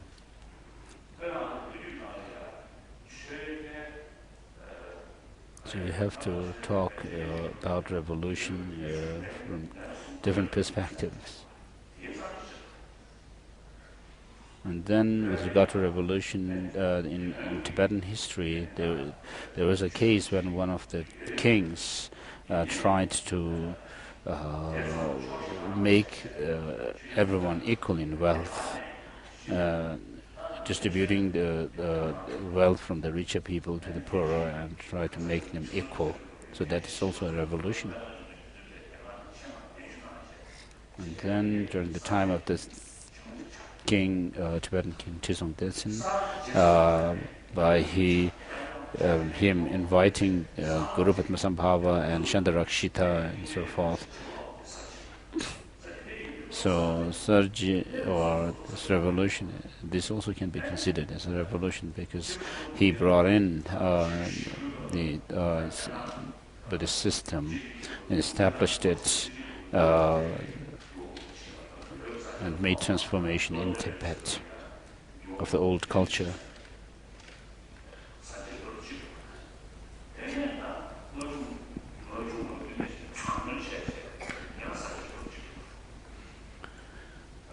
So even after the invasion of Tibet by China, there has been a series of revolutions.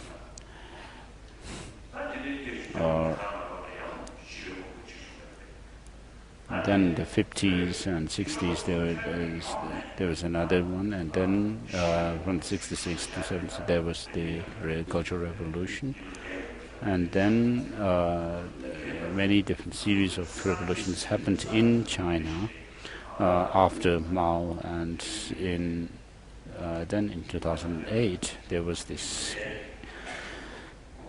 widespread protest.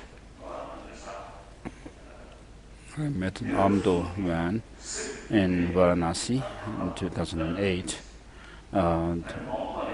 who told 2009 that told me that this was a venting out of the descent of the Tibetan 3 generations of Tibetan people.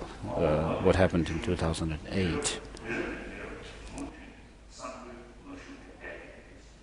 So he said that this spirit of Tibetans will remain for in the future as well. So this you have to understand or interpret revolution in connection with different situations.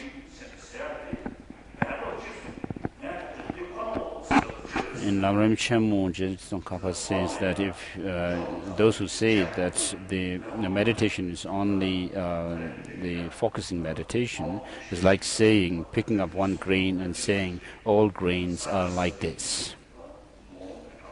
So revolution has different aspects, different natures. So you have to take into account the different factors that work for this. So I've not seen the book, but people can have different opinions.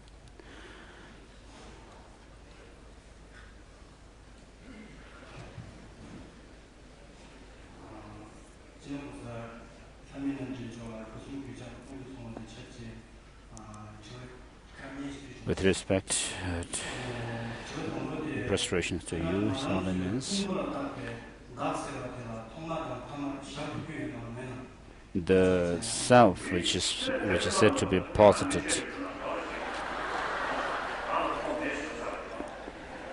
whether it has a beginning or end. So His Holiness just responded saying that you have not read my book that came after my last talks. You have already said there is no beginning to it.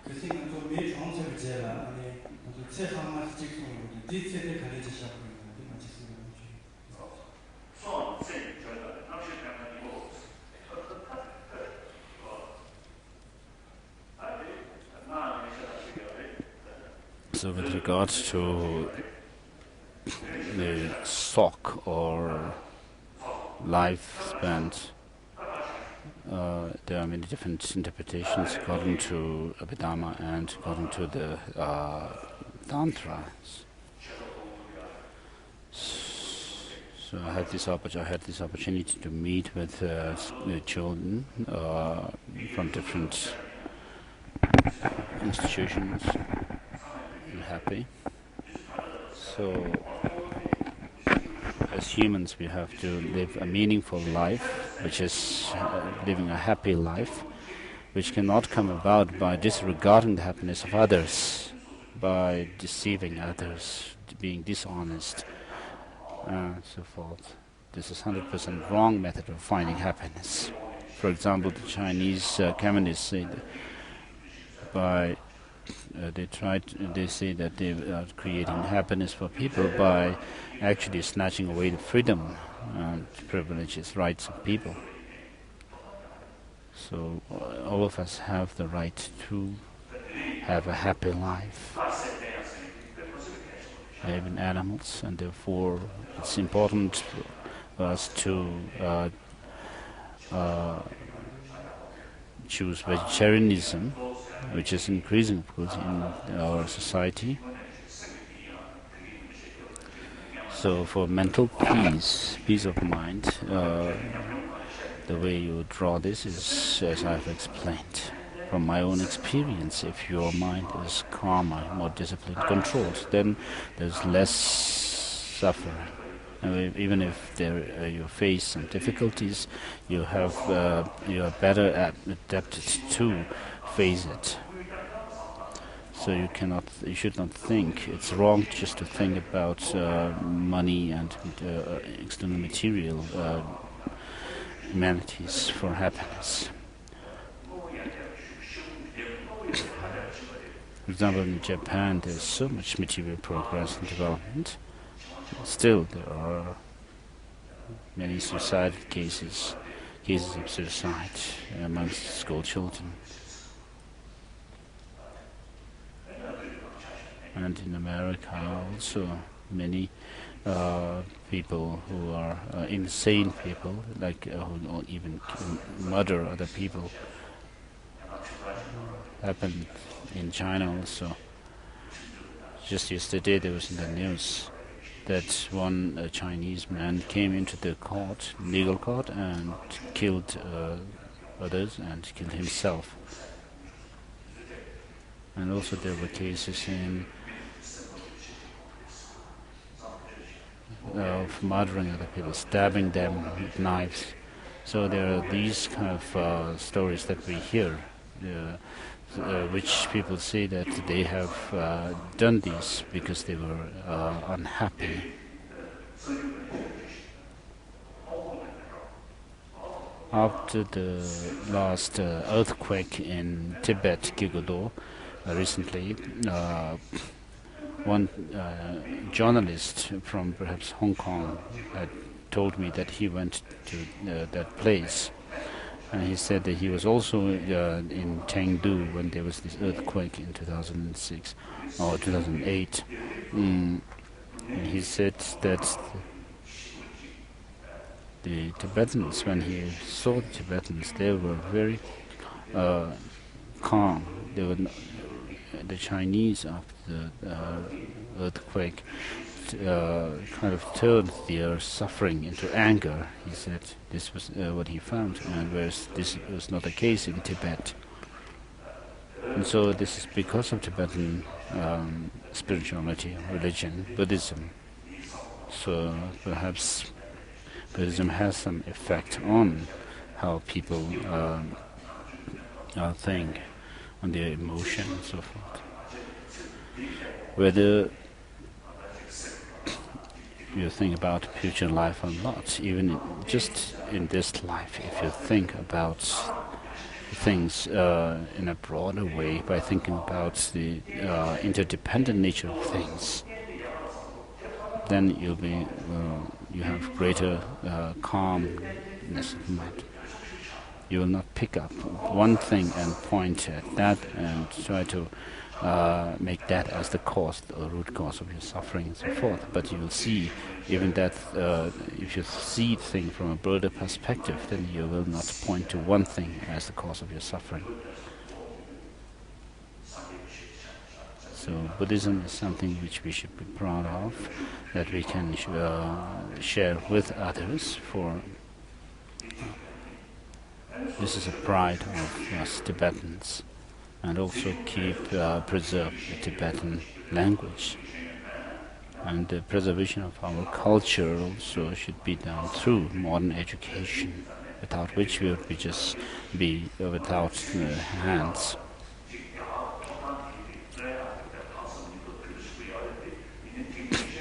Look at Gandhi himself. He had modern education, and therefore he used this as a tool to fight for freedom of India. And therefore it is important to pay attention to our own culture, Buddhism, which is that of the Buddhist philosophy concept, and so be highly educated in modern subjects. We are fighting for the justice of our people. Of course, generations will change. So my generation, people of my generation are slowly finishing, and therefore your generation, the younger generation, have to put effort. You have a special responsibility at this critical time in our history for people.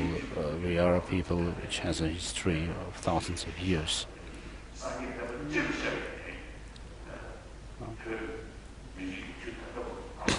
So Buddhism in general has been preserved by us.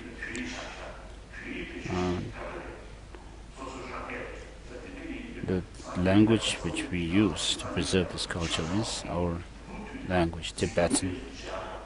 And so it is very important for the Tibetan people to survive, for the preservation and promotion of this culture. Therefore, it has great relevance to the preservation of the well-being of sentient beings and the preservation of Dharma. So of course, the truth will prevail for Tibet. Of course, the past.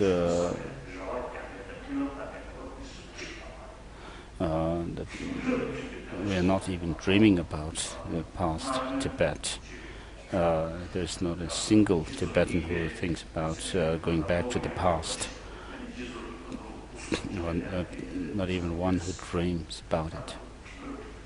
So we are now should think about making developments and progress in the modern world.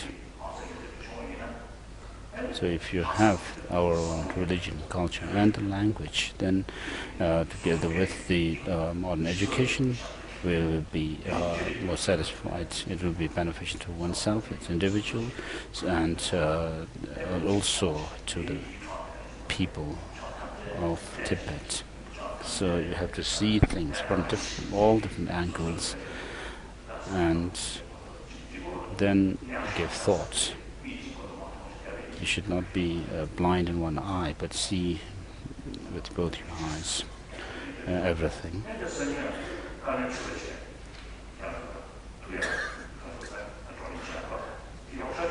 So tomorrow you'll be having a discussion with the Tibetan Prime Minister. So this is good. So our problem, the Tibetan problem, is not because Dharma has declined, but because we lost our freedom. So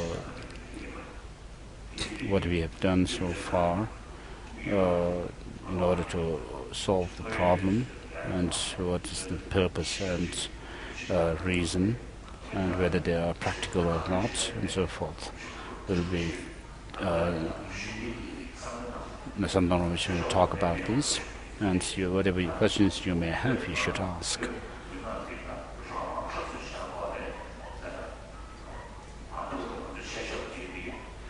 So what we have done so far for the freedom of Tibet, you have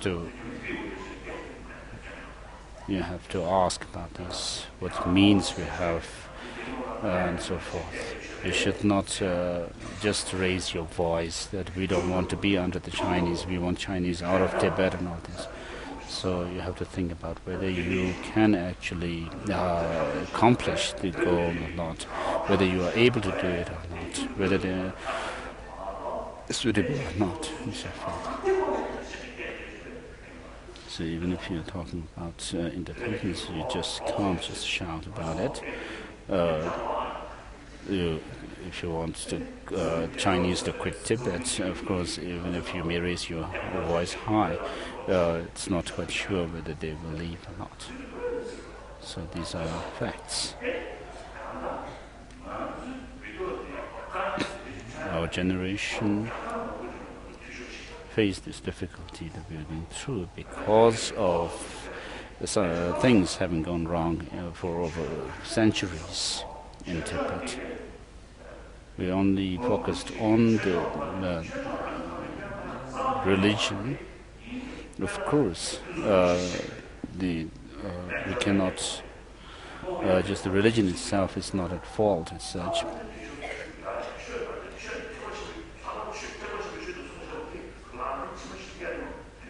If we had to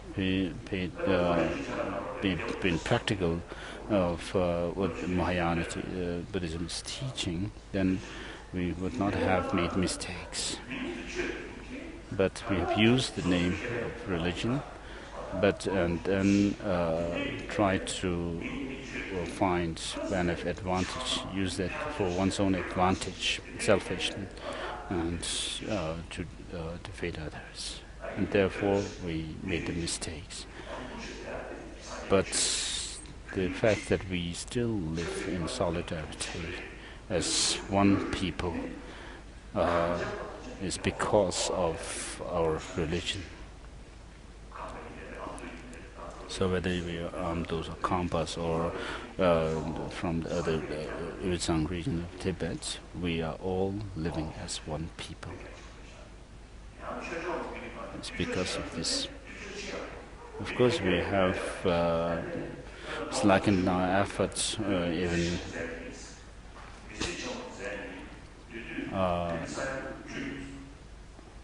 so it is said that during the time of Dromtempa, he made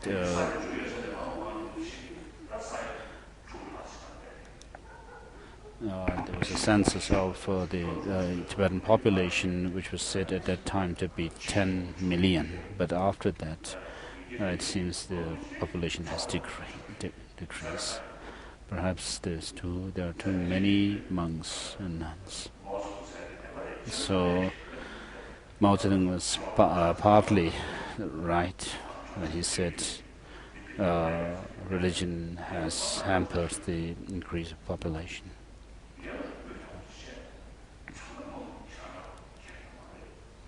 The quality of monks is more important than the quantity. The quality has to be good.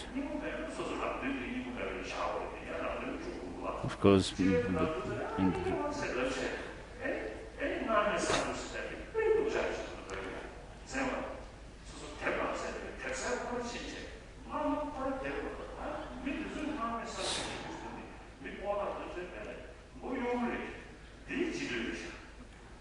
So of course the teachings say that there's no essence, no substance in things, but you cannot just say that while saying that if you try to be selfish, then it's not good. So you have to make changes. In the past there were people who resisted change, old men who just went by their books and said you cannot make change because the book says this and that, and so you have to make change, just like the Buddha has said in the Heart Sutra. This mantra that Yathagate Gate shows that we have to make progress and just remain the same and be resistant to change. This was what had been done, but there's nothing.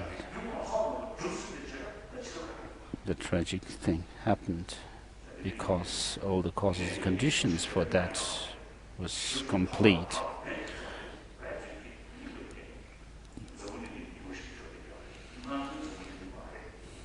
So through causes and conditions, there's great change happening in the world. Everywhere. It's not the same world today like it was in the past. So because the change is bound to happen, it is sure that the sun will shine again for Tibet. Truth will prevail for us. So please take initiative in discussing with Rinpoche tomorrow about Tibet, and especially those who have come from other parts of India.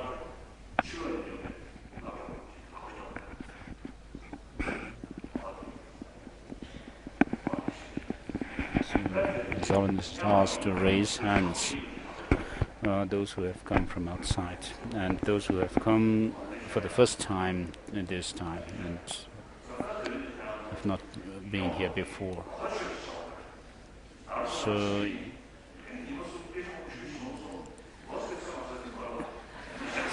you have to make your trip here worthwhile. Don't say to people that I've been to Dharamsala for 3 days. There was this meeting, but I didn't get anything. You should not. So you have to have something to carry with you that you can keep in your mind. So you have to say that the rumors are not reliable. The real thing is this: whatever you learn from here. So you can make notes. Perhaps there will be recordings of this teaching and the talks, and then use them. If you find something beneficial, then you keep them in your mind, and you can actually habituate yourselves with these teachings. If there's nothing helpful, useful, then you can forget about it. So first you have to hear things from other people. So from that you gain the wisdom of hearing, wisdom based on hearing, and then whatever you have heard, when you give thought to it, then you actually give rise to the wisdom arising from contemplation, and then when this becomes firm, you have what is known as inferential cognition, valid cognition.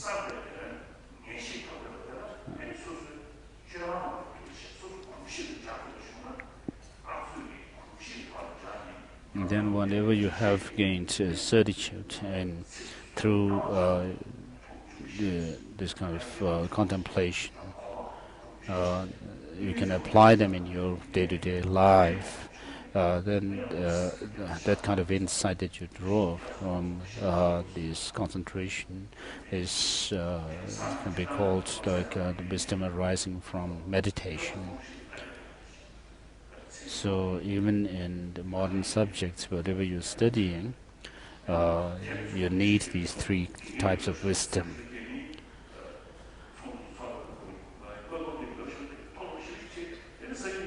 So you go to classes and make notes of what your teachers are teaching you. In China, whatever is being said by the leaders are being noted by others, and then they're not really being practical about it. So whatever you're studying, you're supposed to listen to them, and after having cultivated this kind of wisdom arising from hearing, then you give thought to whatever you have heard, and even you can discuss with your teachers and then gain some conviction in them.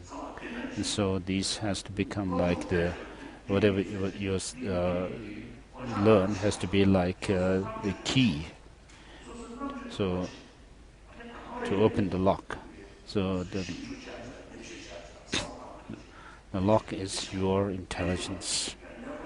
So you have to open that lock of intelligence, and so that you become more broad-minded and be able to think that doing such and such thing, there's advantage and there's a disadvantage of doing the others, and so forth, to being able to distinguish between them. And so don't be just lost on one single thing alone, because then there's danger of becoming depressed. So be careful. So